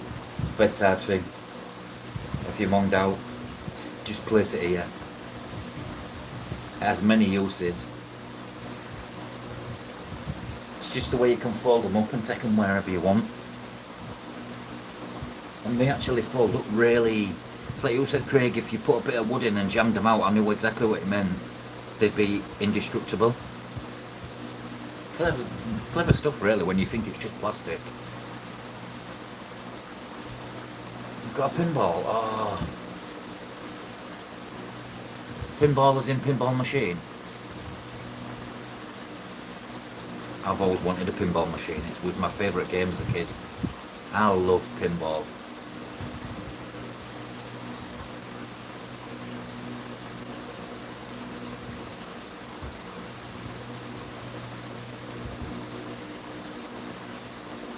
Oh, the old, yeah, I know what you mean now.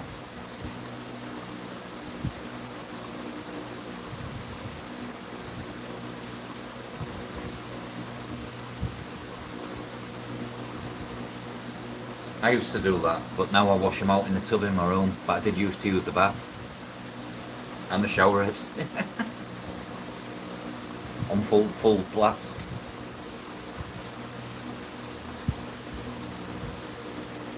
You got your first job done, Craig.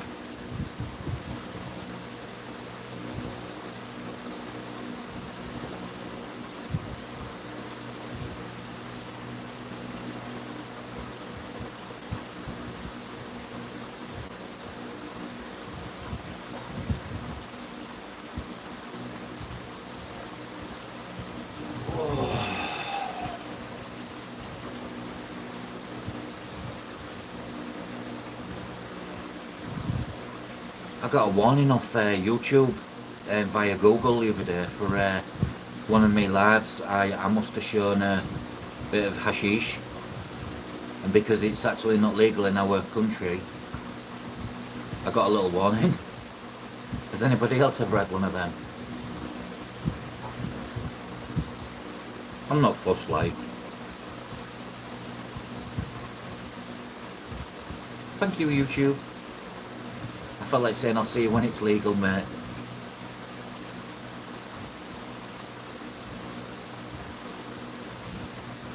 It's the only thing I can think of, really.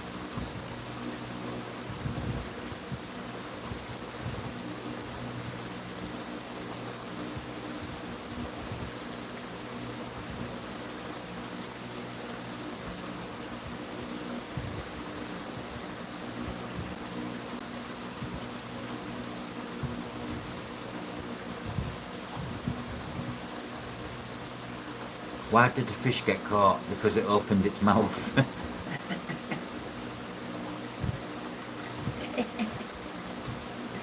Dad joke, that.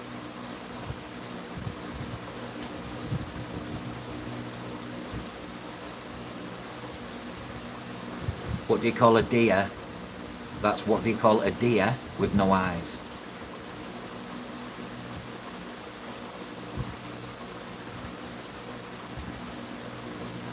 What do you call a deer with no eyes?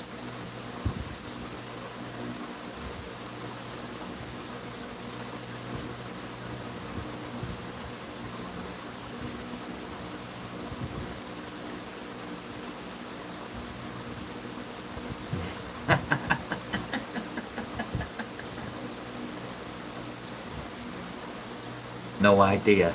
No idea. But with the leader. Oh, this will be interesting.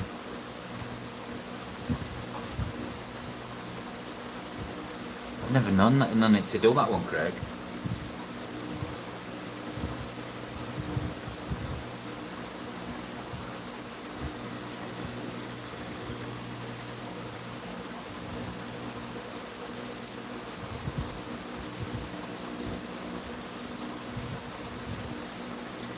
I know you can do an 8-ball thing on Fish Family.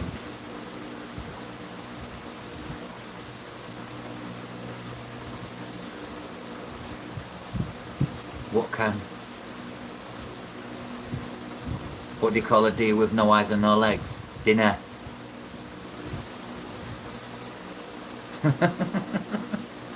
What kind of bee can make milk? Go on.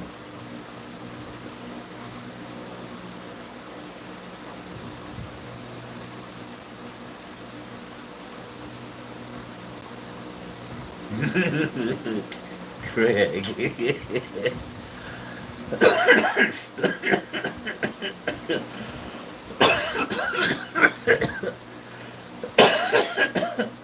Oh, I've gone all dizzy. Oh. Boobies. Boobies. Boobies.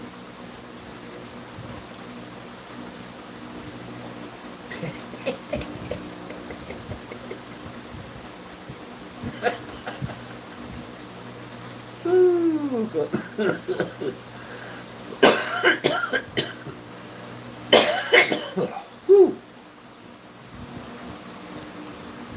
Yeah.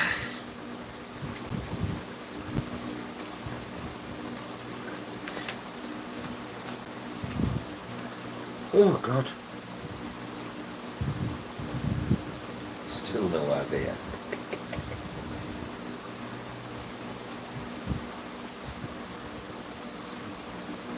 Yeah, Team Australia. Oh, God, sorry. Team Australia, Craig. Smoke just went down the wrong pipe.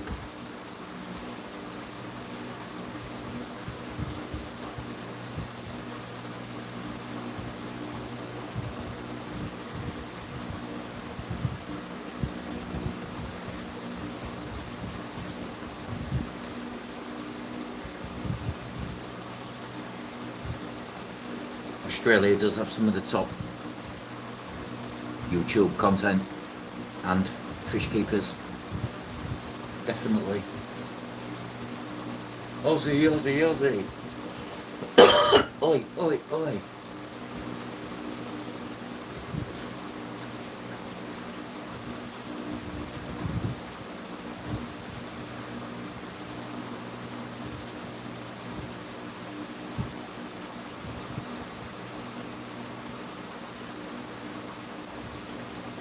Mike, politely fuck you. That was not called for. Or how about I buy you a Holland shirt? Because they got further than you.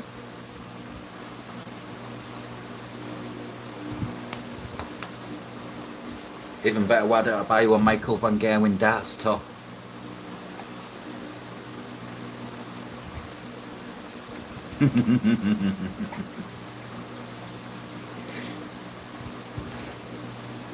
Bless your Belgium socks.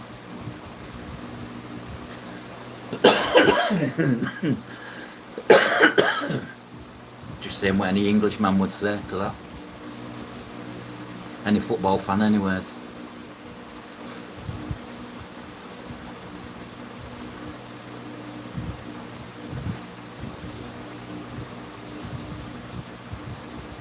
It is, Craig, it really is. There's some bloody good eggs out there, mush. Some really good eggs in this world still. In those days, I was proud to be half Spanish. Is that what you're sticking to? And my great grandmother was half Spanish.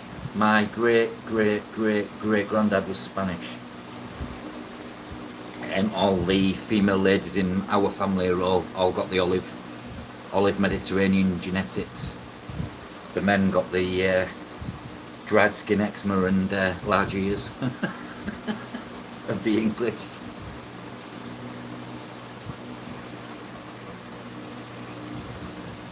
But yeah, Craig, the community is. That's why I like giving back in the community. Cash is always king to me, but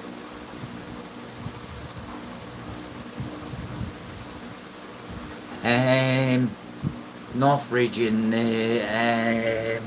Bilbao, small town near Bilbao. That's all I know. I have some old photos. I think I do have some things, a photo with where it's actually the place is wrote. It's quite a long name. So 5 generations back. I got my my heritage DNA thing done in the UK. It was £75 where you do the swab and you send it back, and I was shocked where my genetics actually come from. 37% Germanic from the north region of Germany. I was 3% Swedish, so I've clearly come from someone much travelled between the Nordic regions and the northern Germany. I had Romanian in there, 41% English. I was shocked. There was something like there was 1% Asian. I was like, how is that possible? Yeah, Saxons, yeah. That's where my roots come from, Saxons. 100%.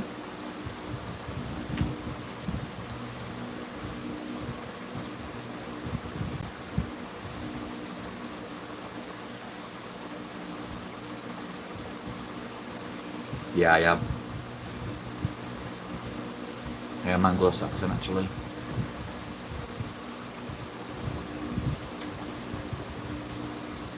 But where did the 1% Asia? I wonder if that all comes from Genghis Khan's genetics, because Genghis Khan's genetics are all over the world. He had 5 million wives. The Proto-Indian Asian tribes. Oh, right, okay. You see, I'm big on history, mate, but I still didn't know that.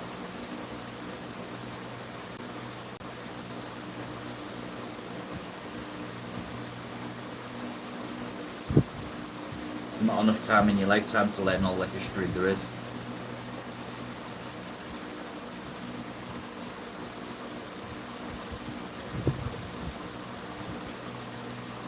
Even before the Gauls and such were speaking, late Stone Age. Quite possibly, yeah. Yeah, when some land masses was connected through ice.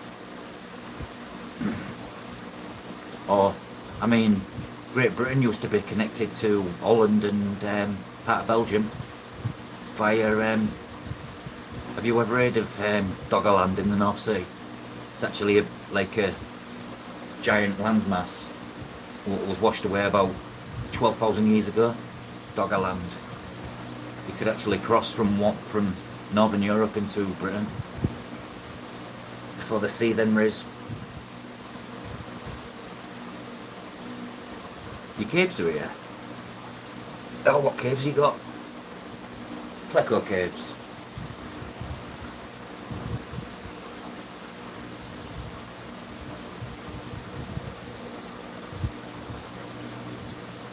Yeah, that's a good idea, that, Craig.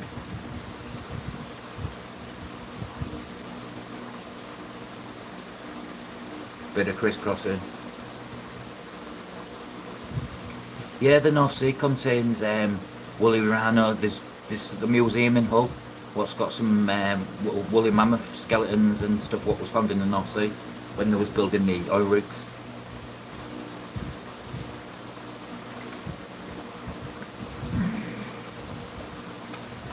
Oh. Yeah, but I bet you can't get these caves in the UK, can you? Like everything, we can't get anything here. You shit. Yeah, I'm big into history as well, mate. Especially with my dad, my great granddad, from my great granddad to my granddad's. They all served in the First World War and Second World War. My two granddads did, anyways. And he left me a load of things, and all the places he'd been around the world during the war. They collected souvenirs, and I've always been big into different cultures.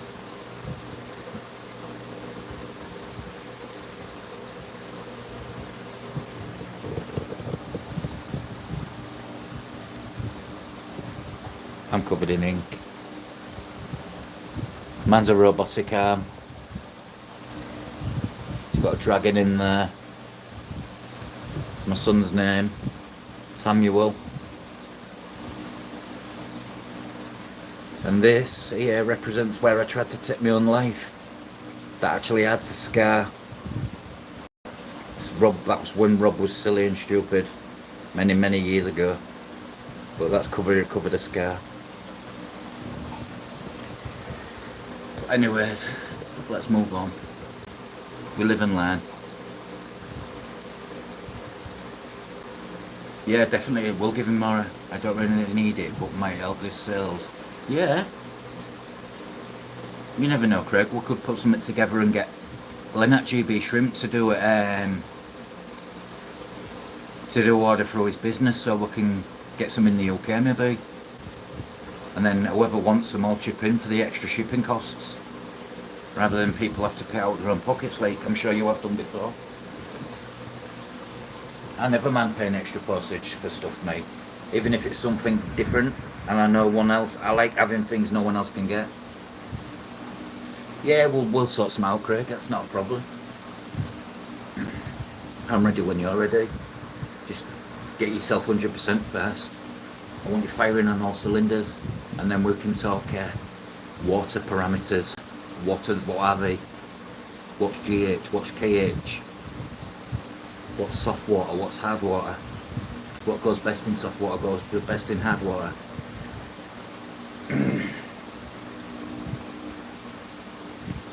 Yeah, defo.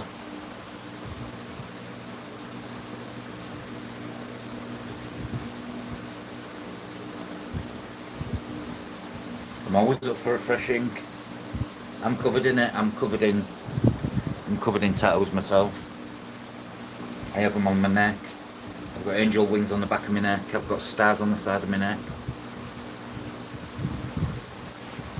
Yeah, and I could help lots of learning from you. It's good because I keep species you don't, and you keep species I don't. So what makes it better? We can learn from each other.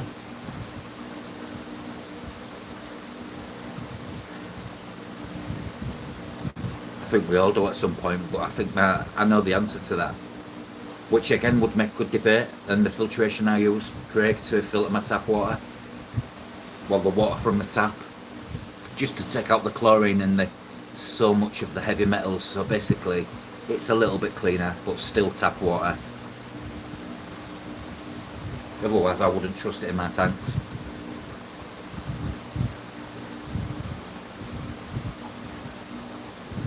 I love water chemistry when it comes to learning all the different parameters of what these, for instance, these are hard water fish, whereas this tank's soft water.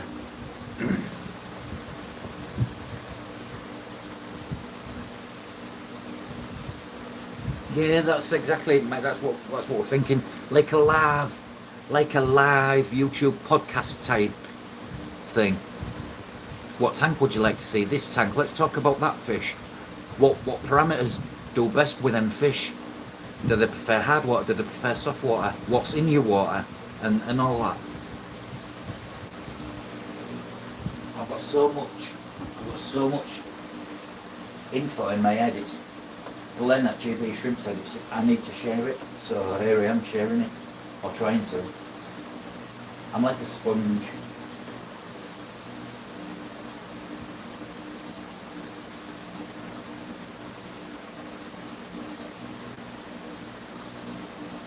Some of it I've learnt the good way, some of it I've learnt the hard way. But some of the lessons in the hobby I've learnt the hard way, but it's taught me more. I'm not a perfect fish keeper.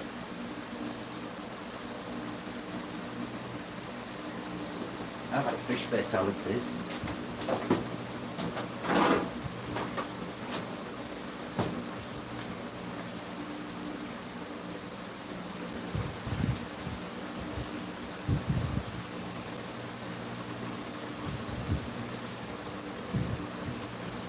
Yeah, Craig, water chemistry would be a good one to talk about. Because it's quite a... it can be quite a long subject, but it's thorough and it's good. For instance, how would you turn hard water soft without filtration? There is ways of doing that. First, you've got to lower the pH.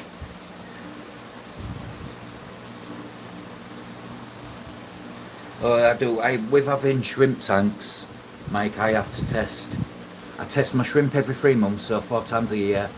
I do tests on my fish tanks once a month.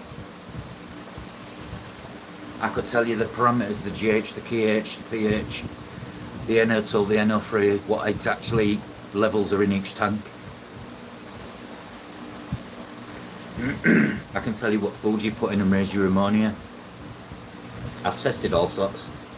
I'm a bit OCD, but I'm stuck in my ways, and it's just, I'm flying now with fish. No, it's not always about improving your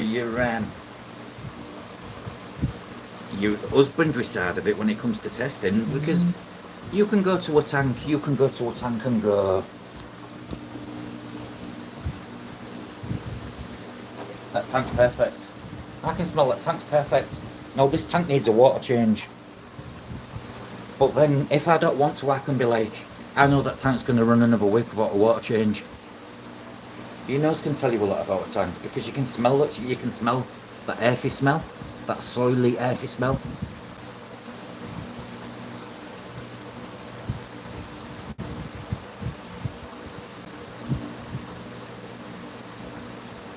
I know all that, but minimal, right?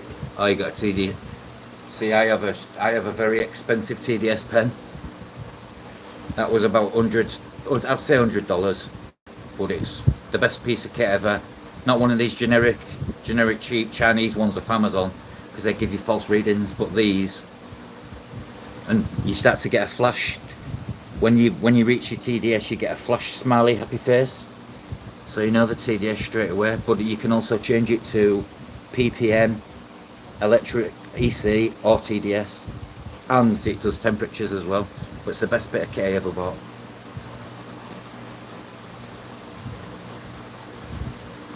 Not necessarily needed. TDS is just a number of how much total dissolved solids are in the water, for instance. It's even the Carradina on tap. You can look at a tank. You can look at a tank and tell by the fish's behaviour. Again, this fish behaviour is telling me that all the fish in here are fine and the water clarity is good. I have actually topped this tank up by about that much.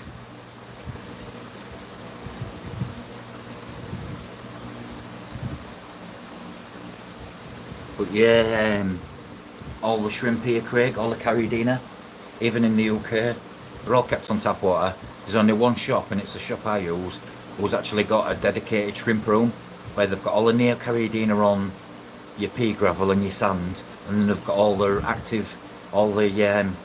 Carradinas and tigers on active soils, which is buffering the pH and obvious all that down. So the right way. It was so nice to see. So I'm forever going in a shop and be like, oh come on, crystal reds. Can I ask you, sir, what water do you keep them in? Oh, our local tap water. All right, see you later, bye. And then wonder why I don't buy them.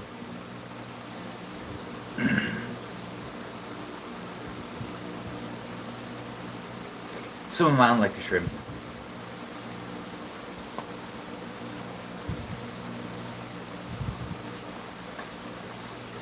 At the end of the day, you can. It's like you can buy feeder shrimp here. What's the difference from a feeder shrimp to a carradina? Although I would not like to feed a boa one of my 200-pound shrimp to a fish, I'd probably cry. Cry.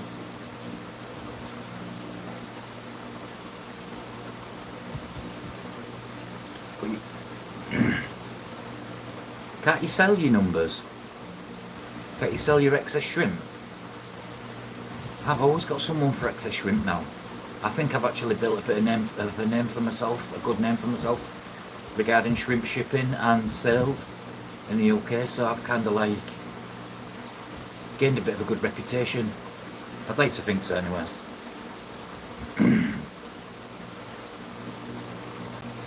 Yeah, you've got to you neo carradina, your cherry shrimp. There's still a lot of colour needed to do. What you tend to do, take them to your local shop and they'll offer you, a lot of them tend to offer store credit.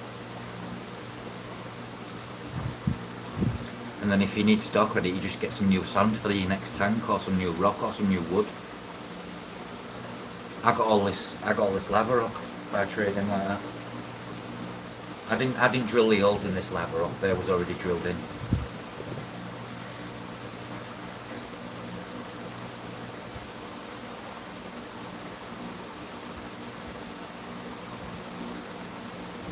I tend to give culls away as well, but I do sell what I can. Cherry shrimp culls I give away, but I try and, for my carradina, I try and get a little bit back. I mean, my mixed carradina tank, I sell them for £3 a piece, which is about, say, $4.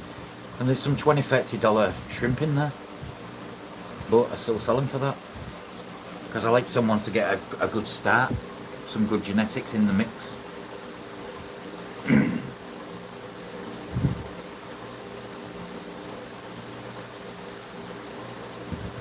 Oh, that's a shame. Here they do in UK. Never give you cash because otherwise they have to declare it to the taxman. So they tend to say, I'll give you store credit of X amount. I'm like, what do I need? I've took fish before, fish for fish. I mean, I could take all these to a fish shop now, but knowing they're going to that fish shop that I don't like, I will not. I might be being a bit spiteful, but you know, I don't want my fish there. My fish deserve better. This is why I'd rather give these away. Rather give them away knowing they're getting housed properly. Although I might have someone what's willing to take a good scoop of these away, so I might actually let him take 30 or 40 away. Get my numbers down because they're already new eggs. And the last lot are getting bigger now.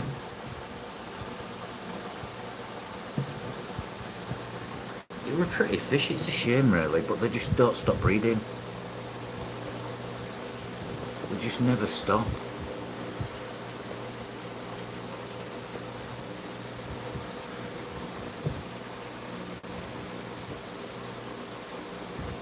Oh, Craig out there. I'd have took them. I'm thinking of getting some more different plecos. Don't tell me you got a video of them dead.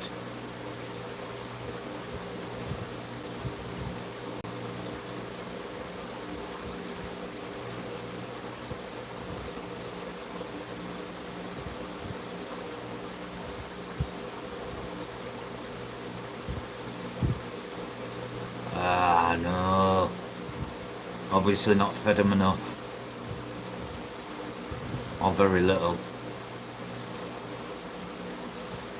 I've seen it with someone texting me my snow white plecos. Mine are like 4 or 5 inches in size, and plecos from the same clutch, and the guy what's got them, they're not even 2 inch in size. You can clearly see they've got some dwarfism going on from lack of food. The Hakari, yeah, we get that here. The Akari stuff's good, but it's just costly. Not cheap in the UK. I use a lot of Tetra brand stuff myself.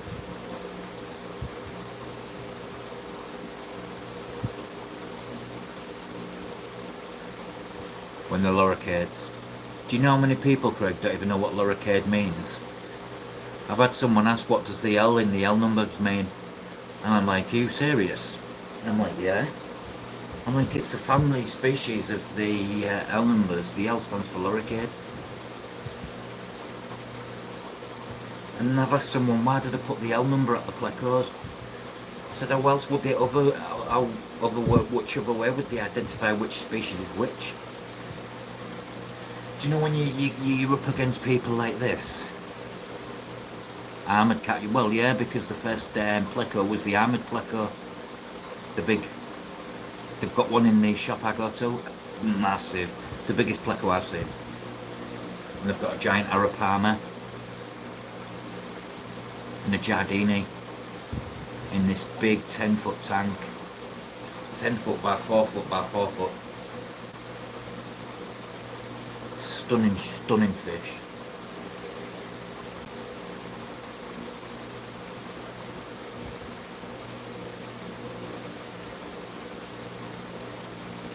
Some like wood. I feed a lot of my plecos. Most of my plecos, Craig, eat this. I don't know if you can get this in your country. This is JBL Nova Pleco Pro. It's actually got wood in it in the pellet. Wood fibres in it. Such good food.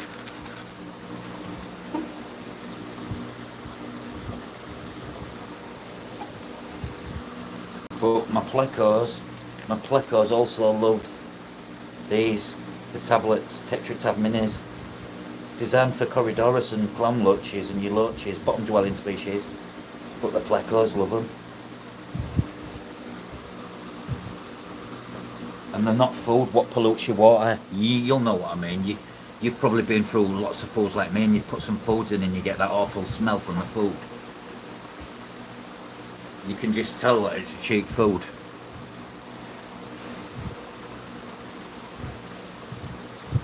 Used to get one Silma, Sarah Aldo, yeah.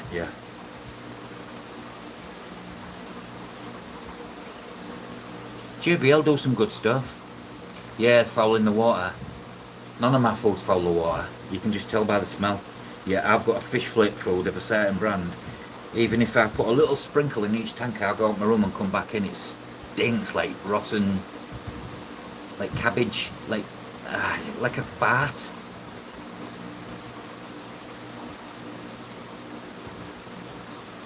JBL's one of the best. I used to use their active soil.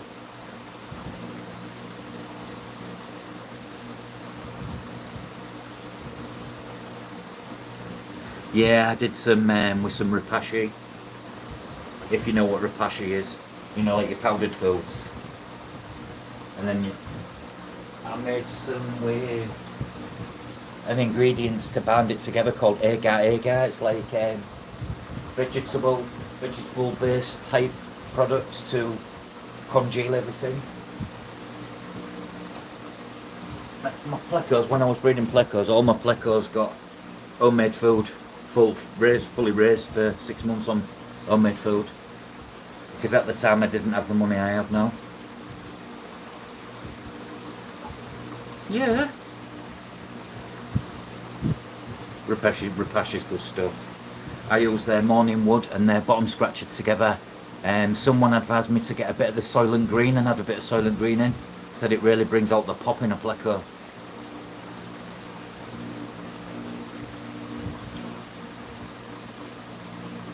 But I got a lot of, what I actually did, I got all the duckweed out of my tank, gathered it together. I dehydrated it, then I blended it, Craig, into like fine green powder, and I actually mixed it into some pleco food, and all my plecos ate the homemade algae duckweed pellets. Yeah, we'll get Dr. Basler's here is not cheap. There's only one place that sells it here, Mike. But Dr. Basler's very high in, a lot of them very high in garlic. Some of them, when you use them Basler's, they're good foods, but they stink. Dr. Basler Foods has only been in the UK now about 2 years. Gets into the guts better. Yeah, yeah, definitely. It's an interesting one, that. Be interesting to see these new caves you got. I'm curious now.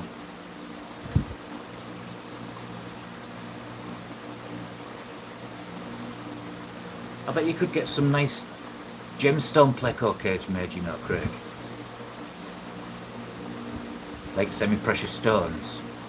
Big pieces and turn them into like a pleco cave. Proper bling pleco caves.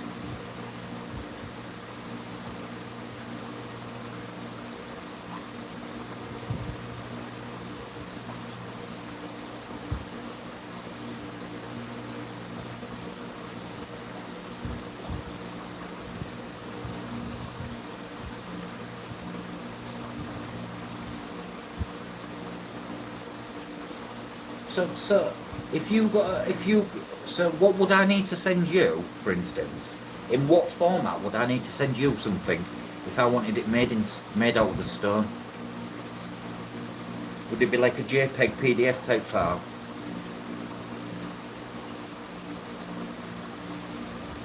I don't mind paying the extra shipping. I don't mind buying. Just a picture. Wow, that is someone who does it as a fan art then. To do it just by looking is actually... Or a JPEG, yeah.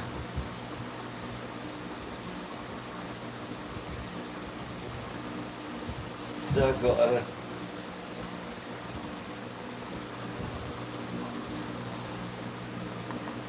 I want something like this made out of stone for my cat what passed away. This is resin, but I want it a cat with angel's wings.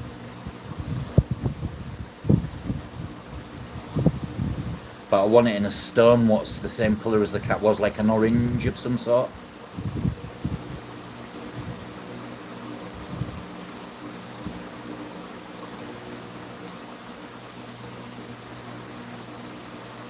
Maybe something I have to speak to you. Speak to you about. Australia's got some of the best rock cutters and stone polishing geniuses in the land, for the simple fact it's the land of gemstones. I've seen it on opal hunters. Or they can make an ugly stone will shine. Wow.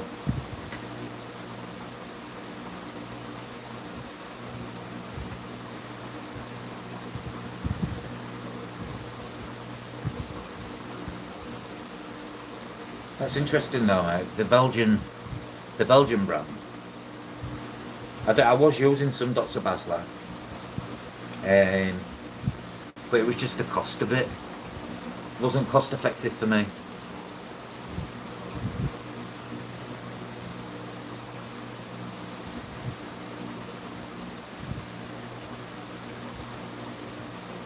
You could probably say, Craig, Australia's got some of the bestest carvers and rock. Just people who can make rocks look wow. It's a fine dying art. I don't even know if any of them exist in the UK now anymore. Yeah, especially when they've got these CNC machines, robots. I used to work a CNC machine. Funny enough, I got made redundant from one job because they bought a new machine. What did my job? That was in 2007. I'd worked for the company for 14 years, and they pretty much shit on me. But I got a good payoff. And I went to Ibiza twice, and then I went to Cuba in the same year. And I lived like a king.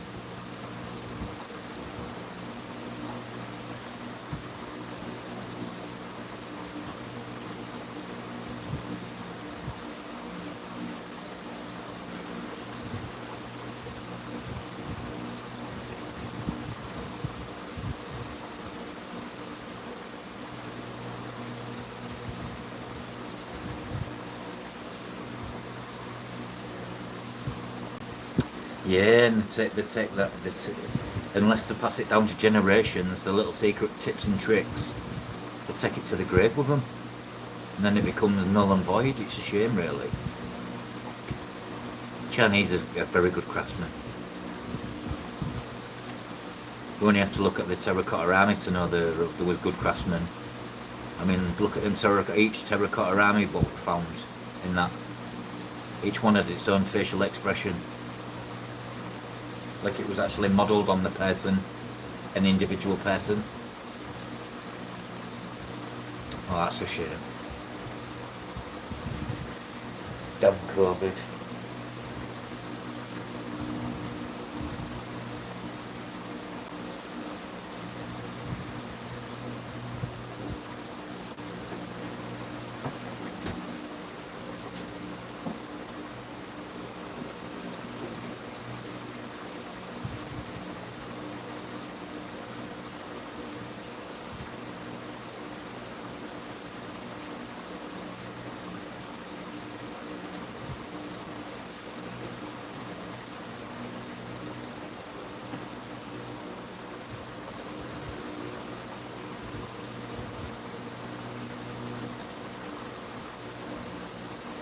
Yeah, it did.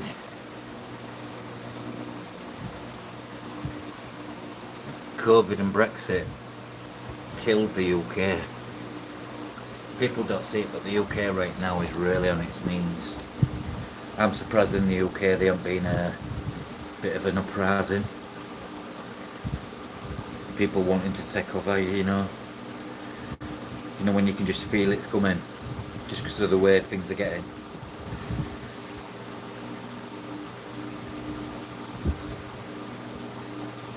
The world's changing.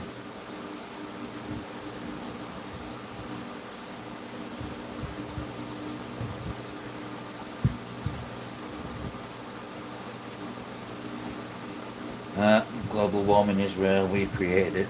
We sped it up. Big elephant carver. My mum used to collect carved wooden elephants, Greg. She had something fascination about elephants. I can just remember elephants all over the house.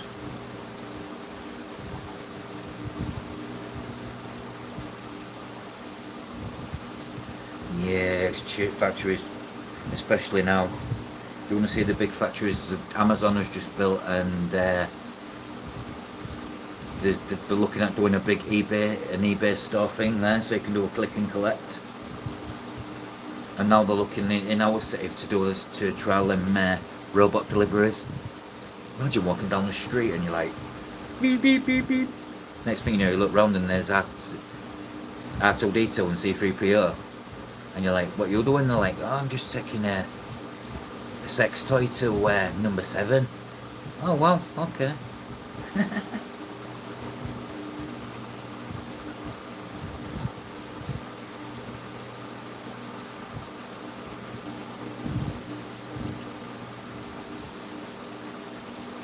Yeah, this is true, Craig. Warming, cooling, but pollution has definitely sped it up, and it's happened way faster than they think.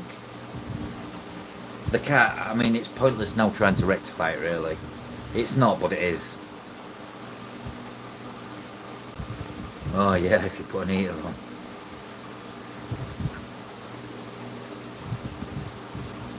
Exactly.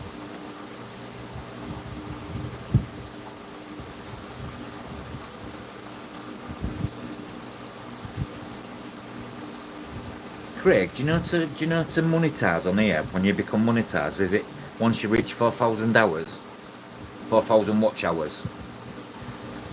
Because if it is, at this rate, I'm going to have 4,000 watch hours in 6 months, and I don't want to be monetized. What can you actually like just reject it and say you don't want to be monetized? Could I say, yeah, I don't want money, or could you say I want the money to go to a charity? Is that a possible thing to do? Because I don't want the money it brings. Alright, that's good. I want my channel to be free. I totally get why people have to make money, but I'm in a position where I'm like, you know what? If I needed to make money, yeah, definitely it's something. You just don't apply for it, right? Okay.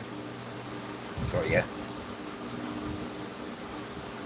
That's alright then.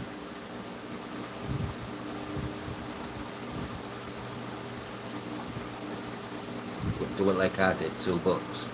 Alright, okay.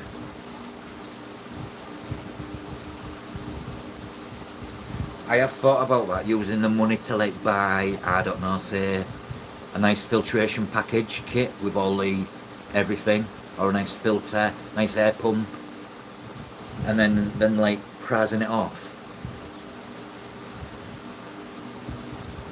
Just doing the numbers, random number generator wheel on Uno. Alright, okay. Why does that name Bob Kaler ring a bell? Bob Kaler. That's why I know it, yeah, that's why I'll know it, the Ark.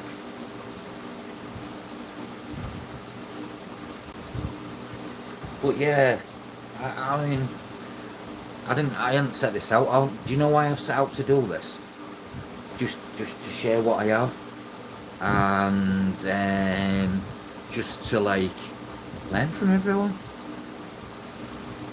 But I didn't set out this to meet people. I didn't even know I had a chat option, and then chat come up one day. I was like, wow. People started talking. I'm like, I'm really coming out my shell, because like from my first live to like how I am now, I can actually go on someone's live show and actually be seen on camera. I'm not shy anymore. All the nerves have gone. Feeling good.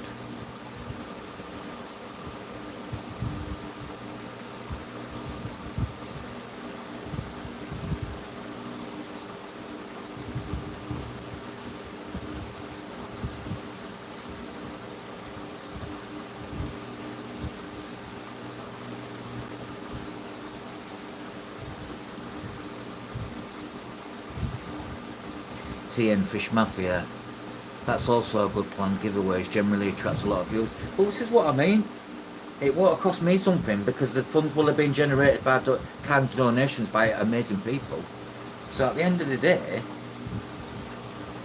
but at the same time, Mike, I'm in a position where I can actually, I mean, I have a lot of overstock. I mean, for instance, remineralising liquids for what I use for Caridina.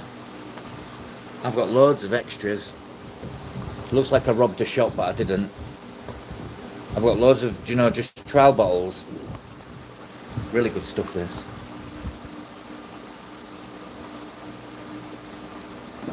I'd send you some to try, Craig, but the minute that got into your borders, they'd be like, liquid. No.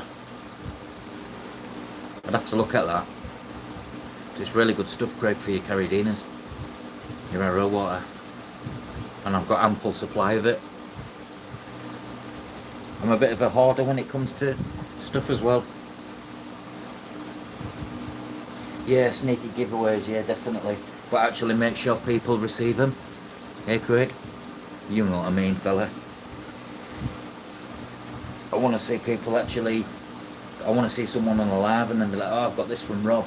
Like Big Fish Lad did with Gil's Fish Room with his mugs. Show some love.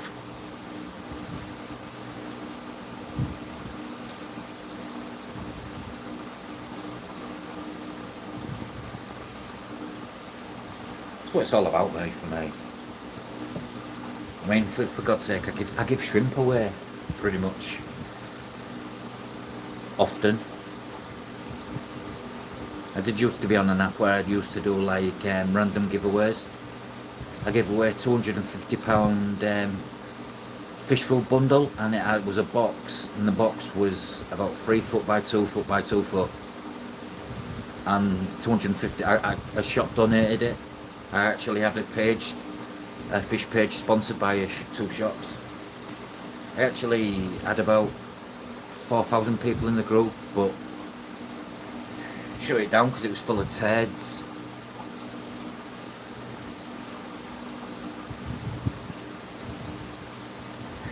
But these caves of yours, Craig, well, what you get, what you've got your hands on, I'll look forward to seeing these in action.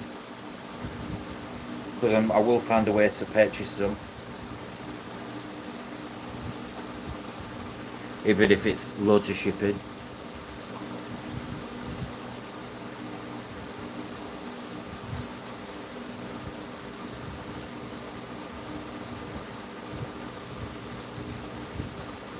Do you know what? I didn't even see that. I only want to give stuff to people that make an effort here and there.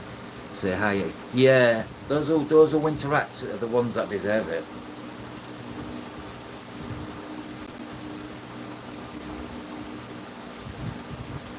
Doesn't take a lot to give a person a bit of time out your day, does it?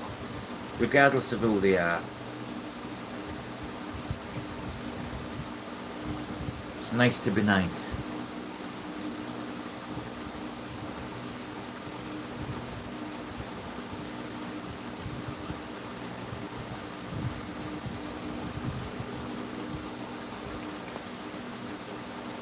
Best way to be, Greg.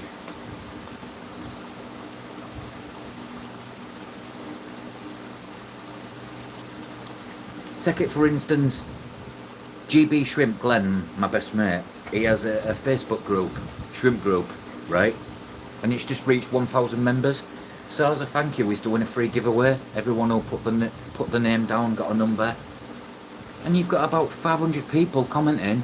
None of them ever partake in any of the shrimp postage stuff, like, share, comment, you know. None of them bother. It's like, when it's a giveaway, why do giveaways always bring out the worms? Yeah? If them freebie hunters. That's why I don't advertise my fish for free. Can you imagine? It's just not worth thinking about really, otherwise I get stressed.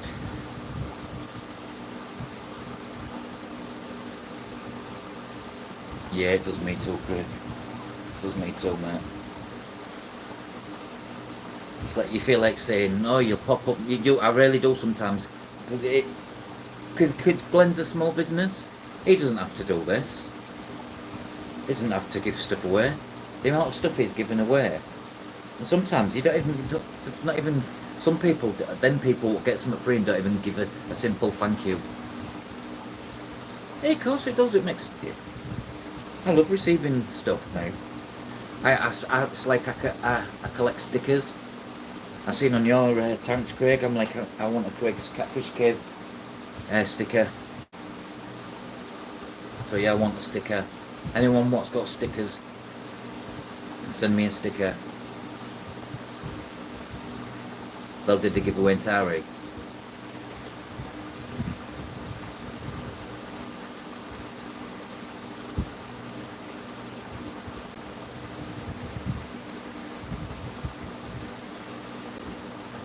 One second, what's that? You said Mike. What's the FF's channel? He was going to contact the European distributor, but I never heard back. Do I send another email or do I leave it? Nah, man, chase it up. Chase it right up.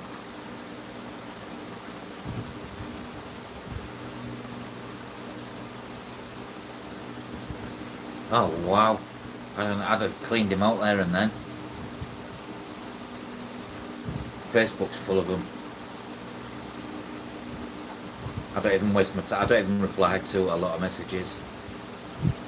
If I put something fishy unrelated, I do it so it doesn't get flagged, obviously.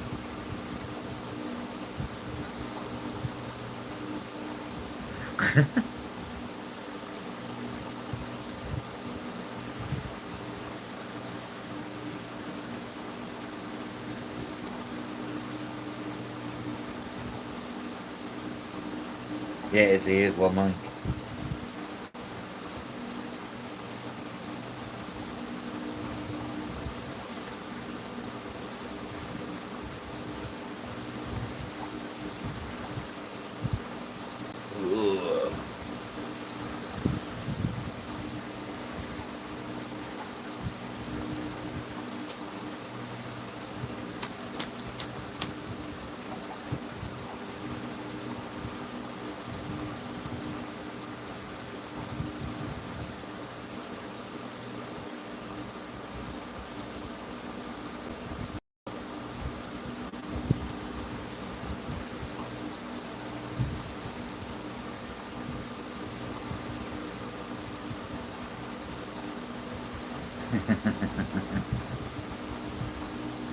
This is the thing when you've got cameras and shit in it now. No getting out of it, dickhead. The camera don't lie.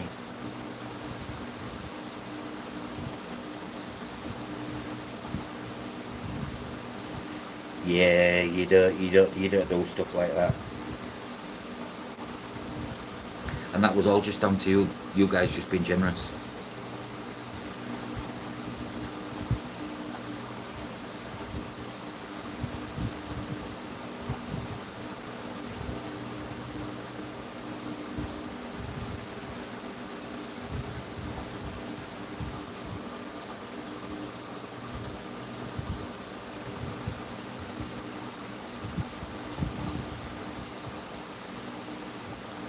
Yeah, man.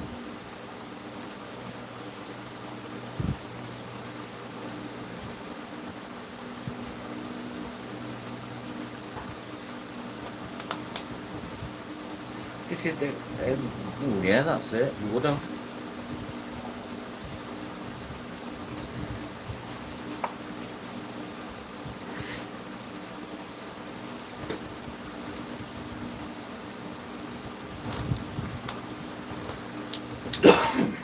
Some rats in this world, don't you think?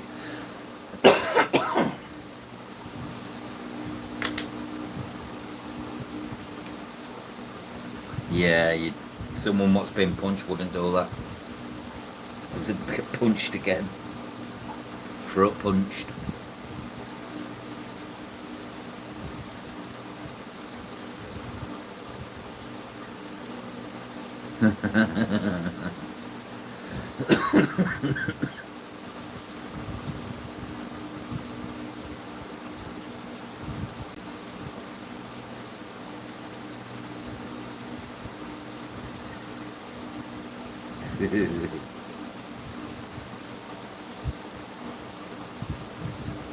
Down his fucking pants. Old school.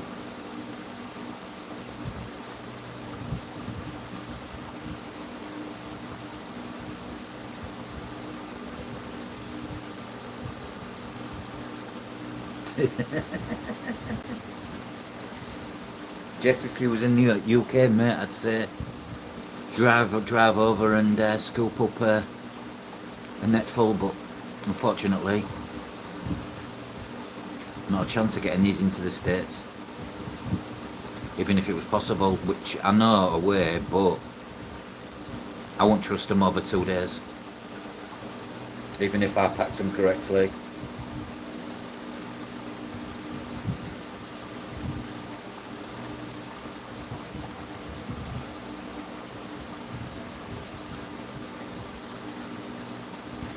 To the right person, I'll let them all go.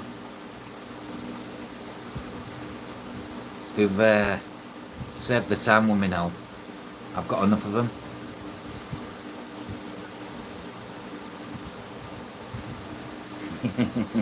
Yeah, chili peppers.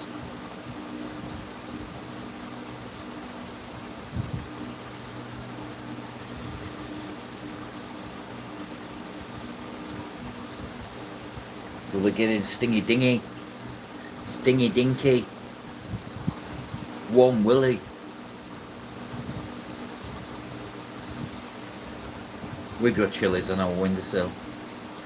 Not too hot ones though, because I don't like too much spice. I like spice, but I like enough spice is nice. Not a lot of spice is just an overkill.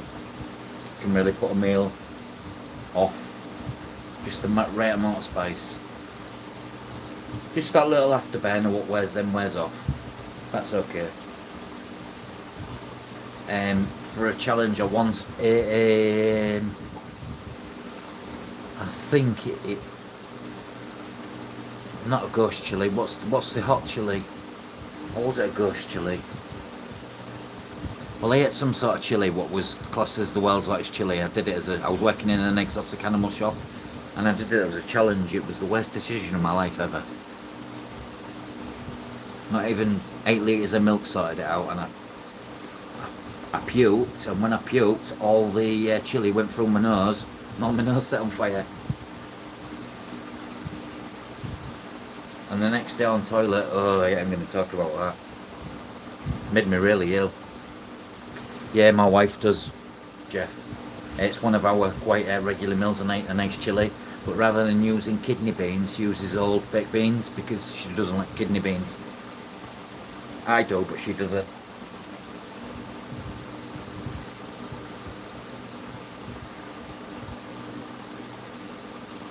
I grew the big bud plant and all the bud in a trash can on the aquarium plant light. Great. It's easy as that, innit?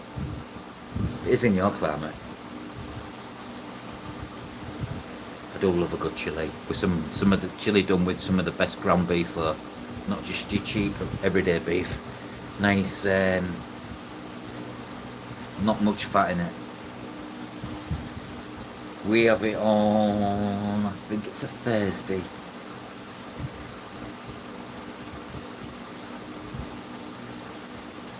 And that's in your climate. Is that summertime? I've seen it. I've already seen it. I spotted it, Craig. I talk about food and I feel hungry. Aquarium likes to make some of the best, as we call them here, basement tomatoes. Shh.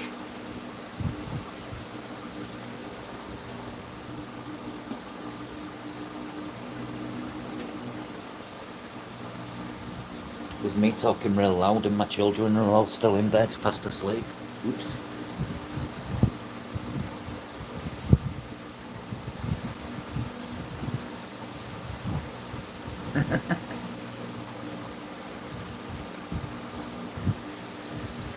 Yeah, enjoy your chili, Jeff. Do you have anything with your chili, like rice or anything like that? I tend to have some rice and a few fries with a nice chili, and some what's some crispy things, tortillas to dip into it.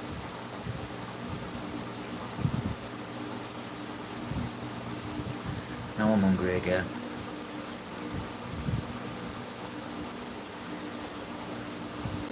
No rice. Yeah, sometimes I don't have the rice because if you eat too much rice, you get. Suppose you mean no beans. Ah, okay, yeah. You do it the original way.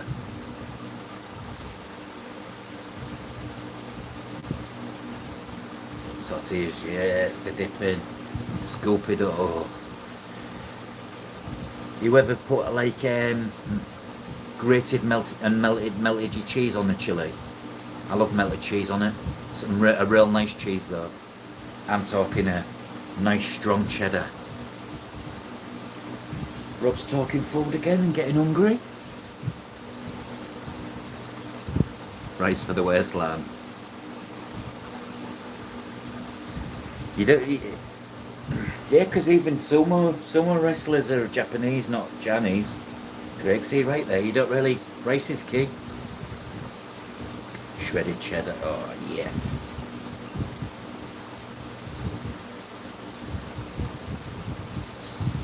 Proper meaty, proper man's way that. Way to a man's heart. Extra meat in his meal.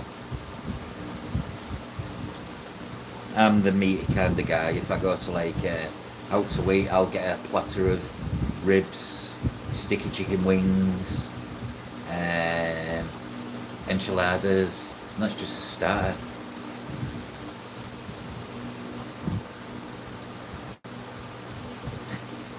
"4'2". Actually, Craig, how tall are you? You must be about 5'5". Or is that the fact Phantom makes you look that small? Because on your camera earlier, you look really like a dwarf. I don't know if Mike saw it, but you look like a dwarf to Phantom. You look like one of them little Oompa Loompas. Oompa Loompa, Oompa. Oh, he's small. That's so you can fit through windows better, isn't it, Craig? Yeah. But Phantom is big. 5 fucking foot. Man.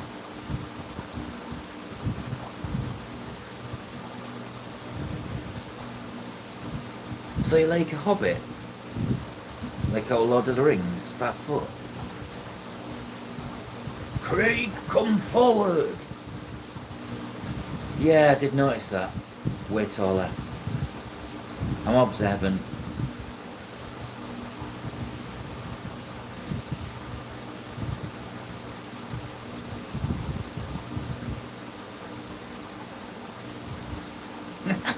She looks round, she's like, Craig, where's Craig? I'm like, I'm fucking here. Looks down and there he is.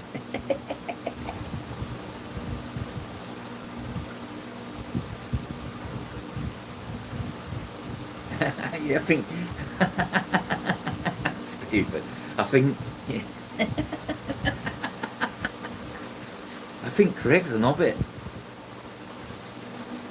A fucking Aussie hobbit. He's out a Lord of the Rings. I knew I'd seen him somewhere before.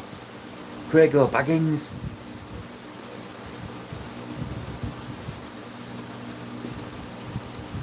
Come forth, Craig. Thou shalt not pass.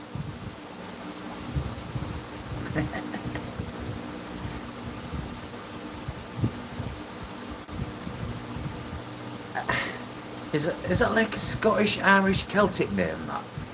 Donegal. It's very Celtic. Very... Did you have ginger hair as a kid by any chance?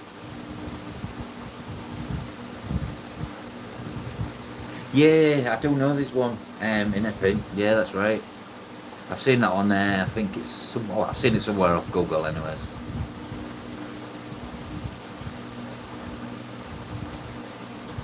Grandfather played the kill. Yeah, I've got a bit of ginger in me. I've got a bit of northern in me.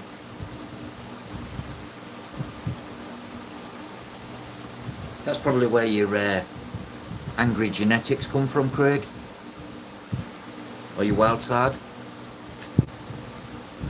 The fiery red in you. It were a kill. Yeah, Jeff, it's an actual rail hobbit. It's fully functioning. It's amazing. Epping Forest is one of the most beautiful places in the country. And some say it's one of the most haunted places in Britain. Epping Forest. I'll check that out.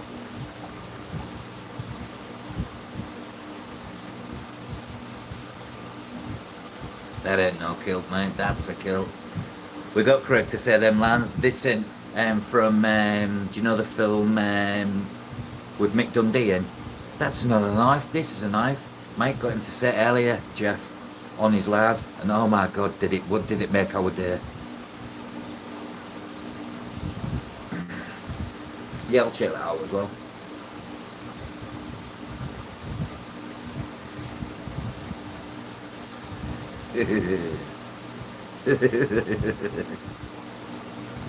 It's fucking brilliant. Sorry for my language, but it was brilliant. It's just a movie from my childhood. G'day, what's your name? Mick Dundee. Yeah, Crocodile Dundee. What's your name? Mick Dundee.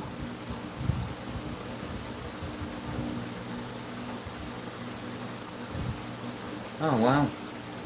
Nice little farm that. Chooks, mate, chooks.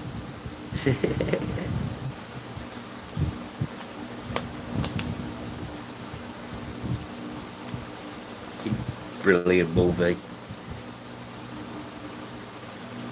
I might actually, do you know what? I might actually watch it. Oh shit!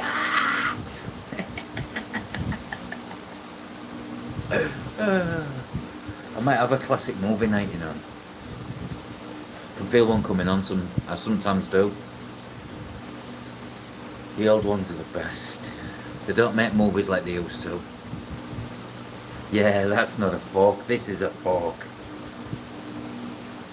I was on the live the other night and we was on about the film. Don't know if you guys have seen it over in the States. Scum. Where's your daddy? That's not a tool. This is a tool. I'm the daddy now.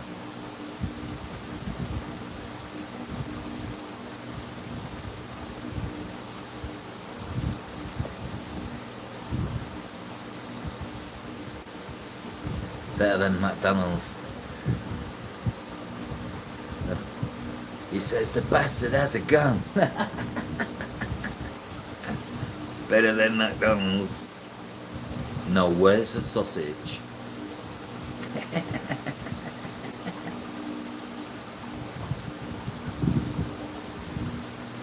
Yep, that's my... I think I'm actually going to put it on and go to sleep to that movie.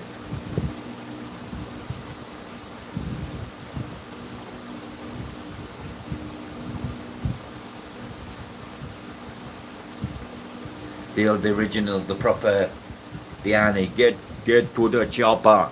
Get to the chopper. Scum's a brilliant film, yeah, definitely. It's one of the classics. Bit of the OG Ray Winston. Yep. Definitely.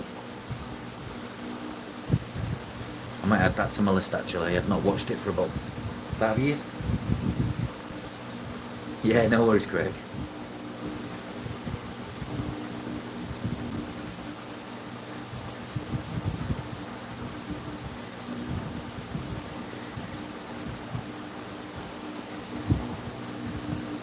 Mum's the word.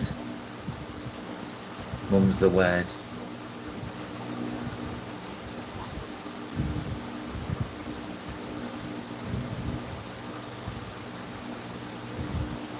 Oh. Now I want to watch Predator.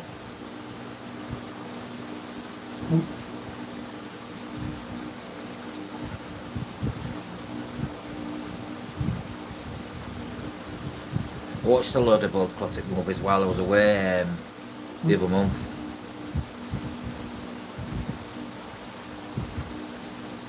Where's your tool? What tool? This fucking tool. When he puts the pull balls, or is it snooker balls, in the sock. I'm the daddy now. What was the bad girls version called? Where they did the girls' school where all the little shits went. Let me just have a look, Craig. 1 second, guys.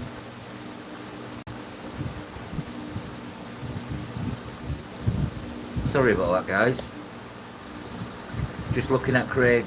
Something Craig showed me, but mum's the word, Craig, don't worry. But what a genius idea. What a genius idea that, Craig. I see what you've done there. To make things easy. Transitions easy. Really? Oh, so you know it's going to last a lifetime, because as good as these 3D printed tape things and plastic things can be, they don't last forever, but ceramic, test the time. All I'll say, guys, is watch this space.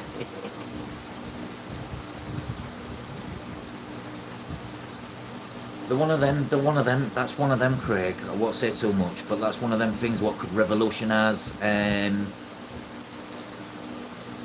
a certain fish species keeping and breeding. And what used to be a hard job becomes an easy job.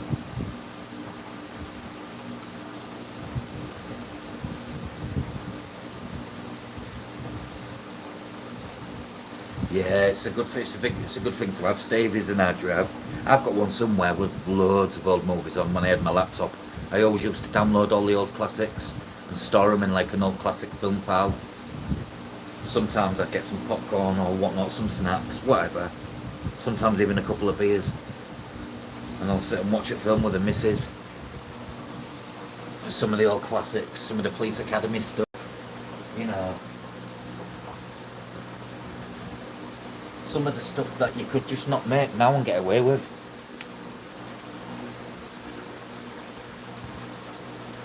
Oh yeah, definitely, Craig.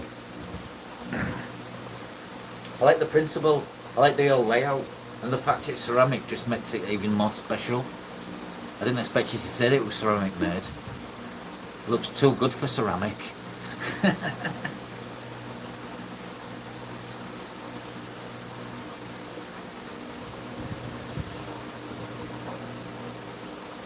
Nice.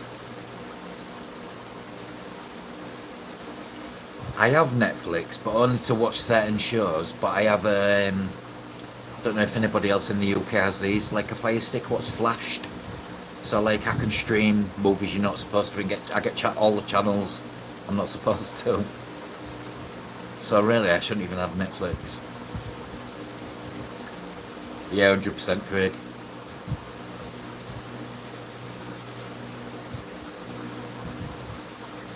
Like I say, Craig, the concept of it's actually brilliant. When you think about it, when you have that certain species of fish, the way it's set out is actually pretty genius, really. I'm like that, Craig. I have a book full of ideas, and why I've never got some of them made or prototypes, I do not know. I think it's down to funds. Materials aren't cheap here, and my contacts aren't as fast as they should be.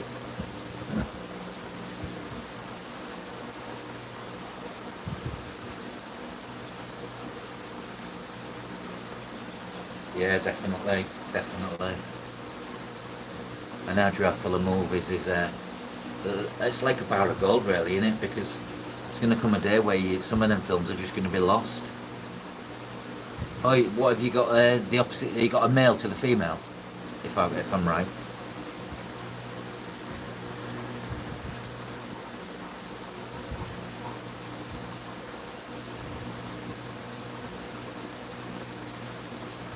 Nice. Get them growing on a little bit, get them plump, get them nice juicy rumps large. The introduction will be nice. With them being old well teas, it could go one way or the other. Or even better, not related, yeah. Because I see what you mean. It's the best way to get fish, tarantulas, any reptiles like that. If you're going to get a pair, get them from different sources so you know they're non-related, so you don't run into genetic difficulties along the line. Craig's curries look like they want to spawn after this water change. Craig's fish always look good to go.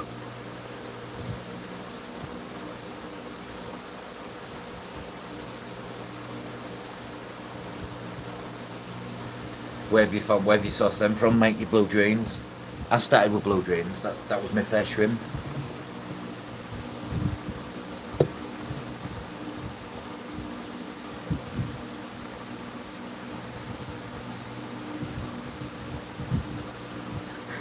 Yeah, you've got an hard drive full of them.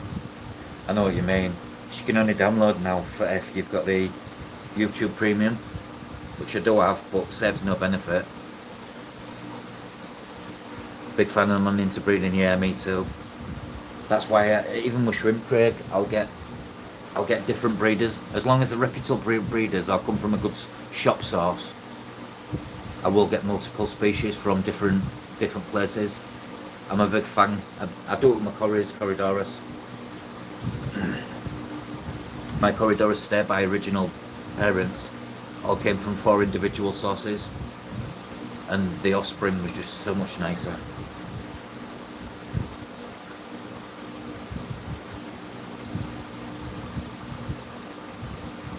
Me too, I'm a purist in that way too when I have fish who breed here.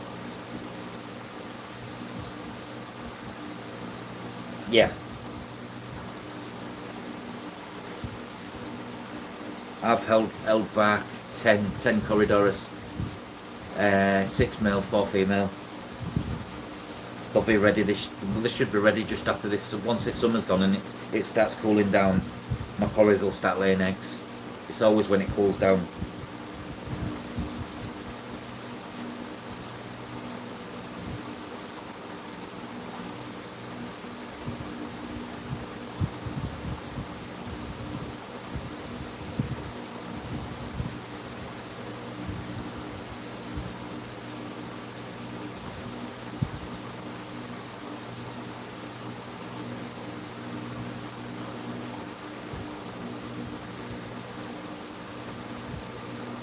Yeah, me too. Me too, mate. I've seen it with a lot of angelfish, especially, and you get them bent fins to the top. A genetic defect because they've been too much done with. It's happened to a lot of. Yeah, I'm a big fan of wilds. The discus, I'm getting a wild type. As much as I like all these new strains and what do they bring, what behaviour do they bring, I know what you get from a wild.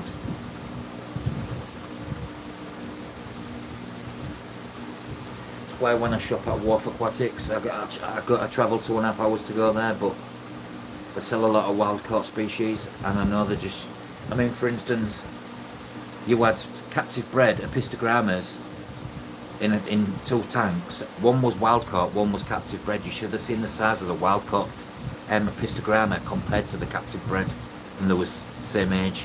I was gobsmacked, and you could tell that sometimes it's just good to take from the wilds for some nice, proper genetics.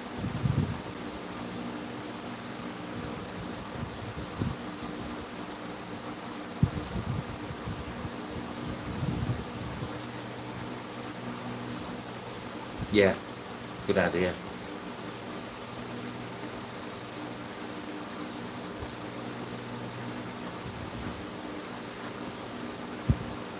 It's easy to miss comments in chat. I try not to do it myself, but it happens.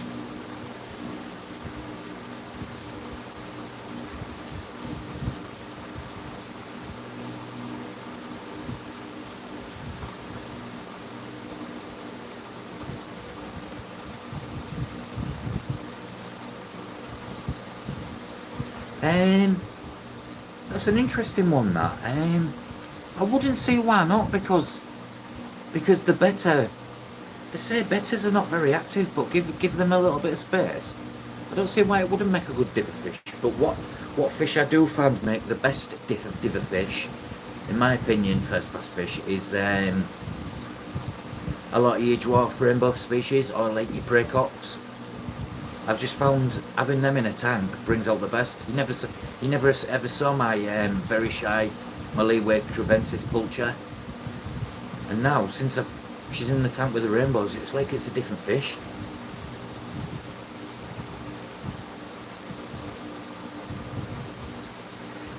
It's the same with my Congo tetras. I had them in a non-planted tank, and since they've been put in a fully planted tank, they're like a different fish. But they're with other African species, and they're like, again, acting like a diver fish.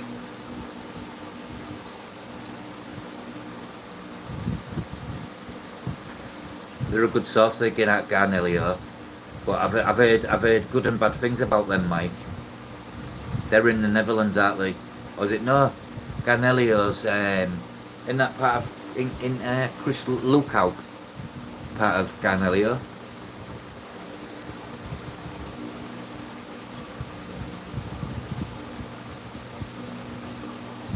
I have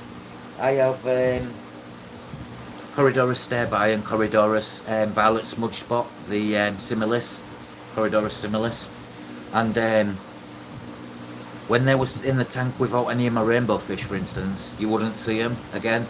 Now they come out for food on command. It's like a different fish.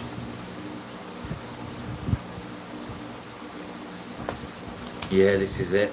I had a male yellow hellboy, better fish, and I put some Corydorus in with him in the tank, and he attacked the hell out of him. But that was a male. Females are a little bit, but if she used to being by herself, it's an interesting one to see. Does the fish tend to spend, the better fish tend to spend a lot of time near the bottom?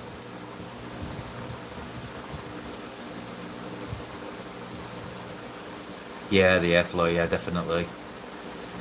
My corries love a good bit of flow and a good bit of air.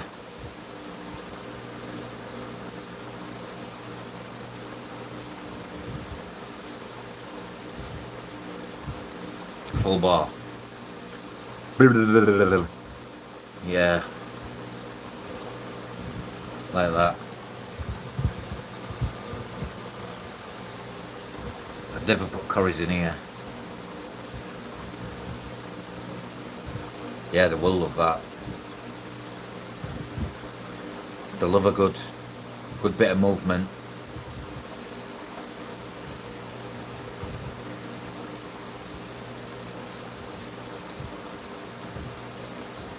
Yeah, me too, Craig, with my corridors.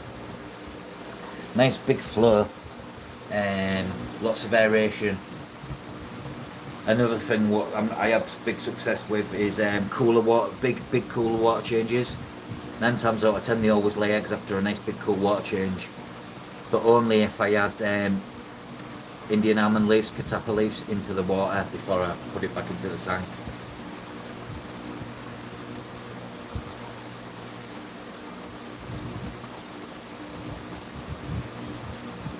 Doesn't it mimic? Doesn't the more agitated water mimic like the rainy season when the waters are higher and the flow's a lot faster and so on and so forth, which is tend to when they spawn.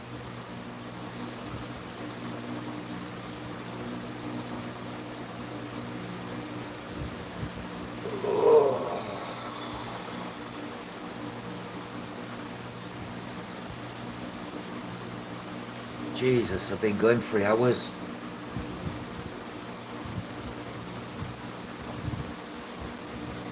Yeah, it sounds about right, that first class fish. Sounds like you're doing all the right things. You probably will tend. I love it when you actually witness it doing it. Leave the eggs for about a few minutes just to go a little bit more accessible to removing them. Depending on if the man tends to lay on the glass.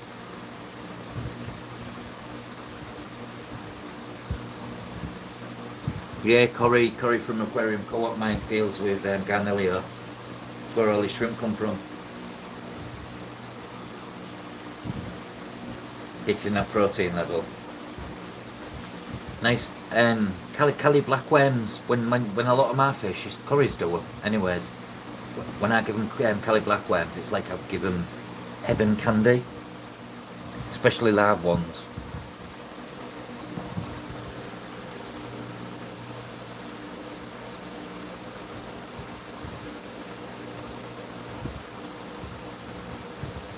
Yeah, Rob, on the bottom 4 hide, 6 out of the 4 very shy, but those are the fireballs and the albino golden lasers I'm watching. Nice. I love me some golden lasers, but albino ones are just as nice.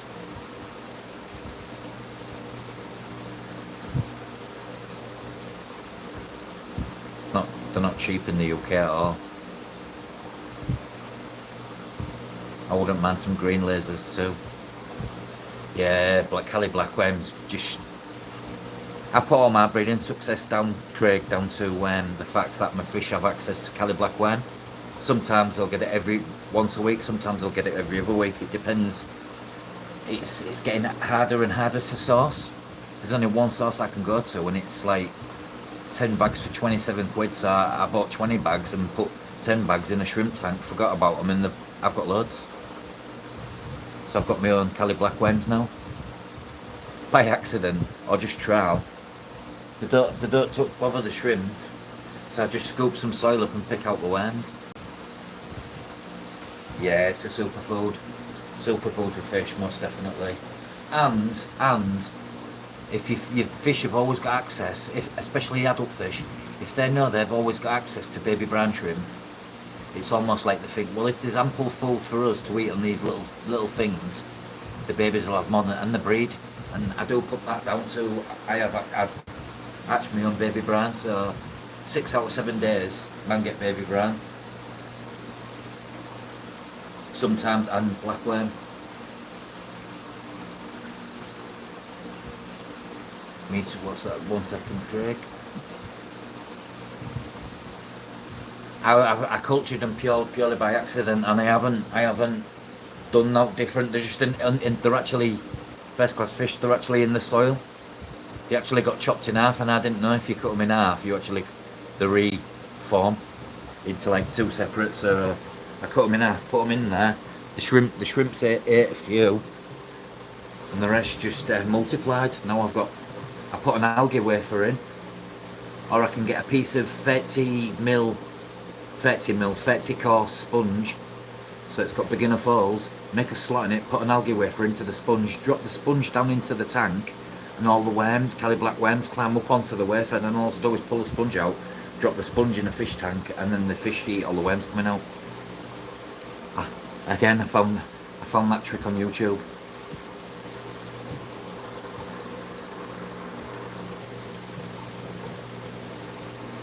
Yeah, they do.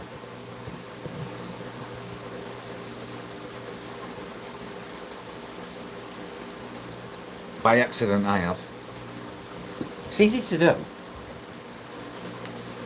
Even if you didn't want to put them into soil, you just wanted to culture them without a substrate, so you wanted them all to ball together.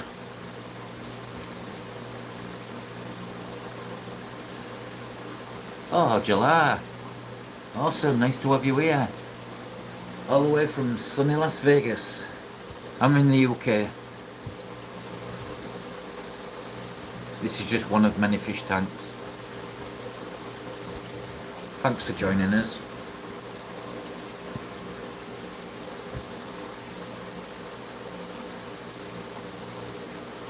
Yeah, that's, I think first class fish, I think that's where I got the tip from. And it actually works. It works a treat.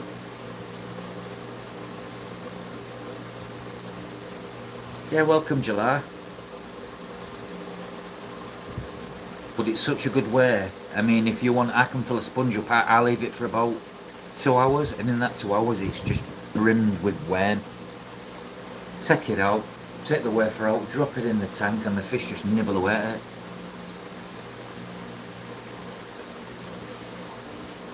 I've also done tubifix worms by accident in sand. Tubifix survived just fine in sand on algae, again on algae wafers, or fish flake food.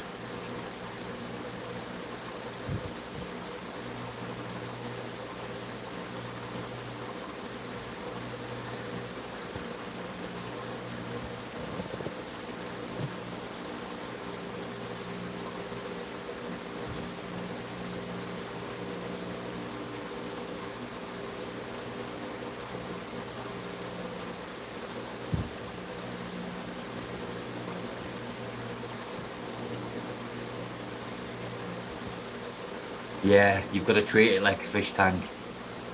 You've always got to, the way I've seen it done is on a constant loop of water.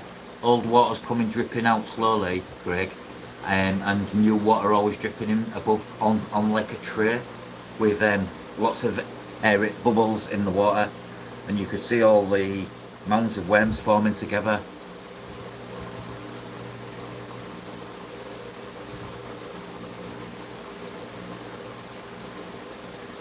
Yeah, I do have them. If I move a rock now, there'll probably be some Cali black worms in here, actually. The ones that get away. I don't mind them multiplying, because all that fish needs to do is go around in the sand and boom! Got a nice bit of live food.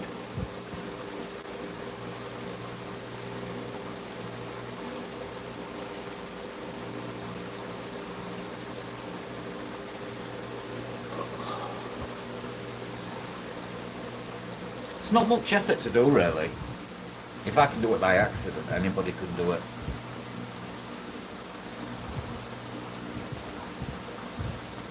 Yeah, well, I didn't know you'd moved all them times, Craig, with all them tanks, bless you. Yet you still set up like you are. Oh, I love a good shipment. It's a real exciting feeling. But then, if that postman or delivery service doesn't come when they say they're due, I get all anxious.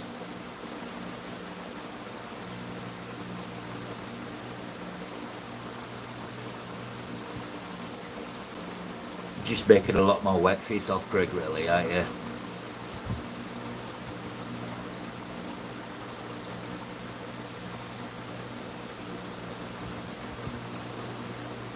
Yeah, that's right, recirculating the water, yeah. I mean, you can go to like a fishmonger's type place. You can get the old fishmongers ice trays where they put the fresh fillets on and then they run ice cold water over it so it runs down the drain. One of them would be perfect.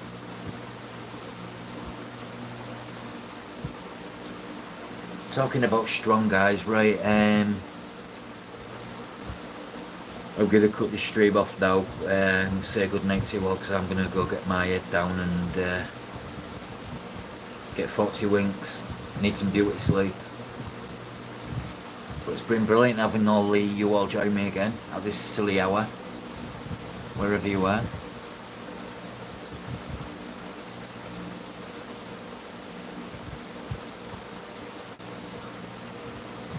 Craig is definitely strong.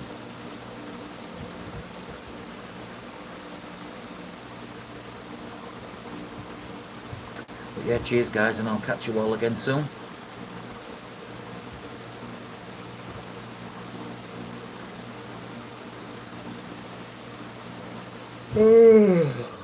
Sorry.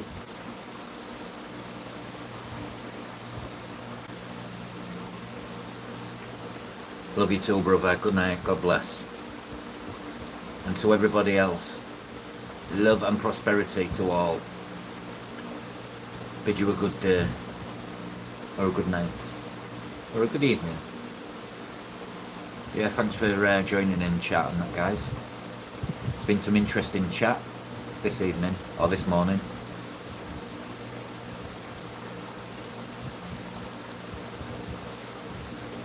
I've enjoyed it, so yeah. Speak to you all soon. Good night, Mark.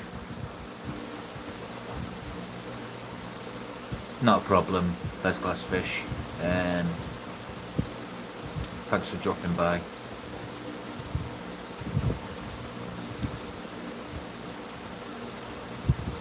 Really nice feel on these chats. Anytime, my friend, anytime. I enjoy it. It's really brushing up my people's skills again. Yeah, good night, Mike Myers. I hope your shift at work goes fast, Bell. Yeah, good night, God bless you all. Peace out. Bye.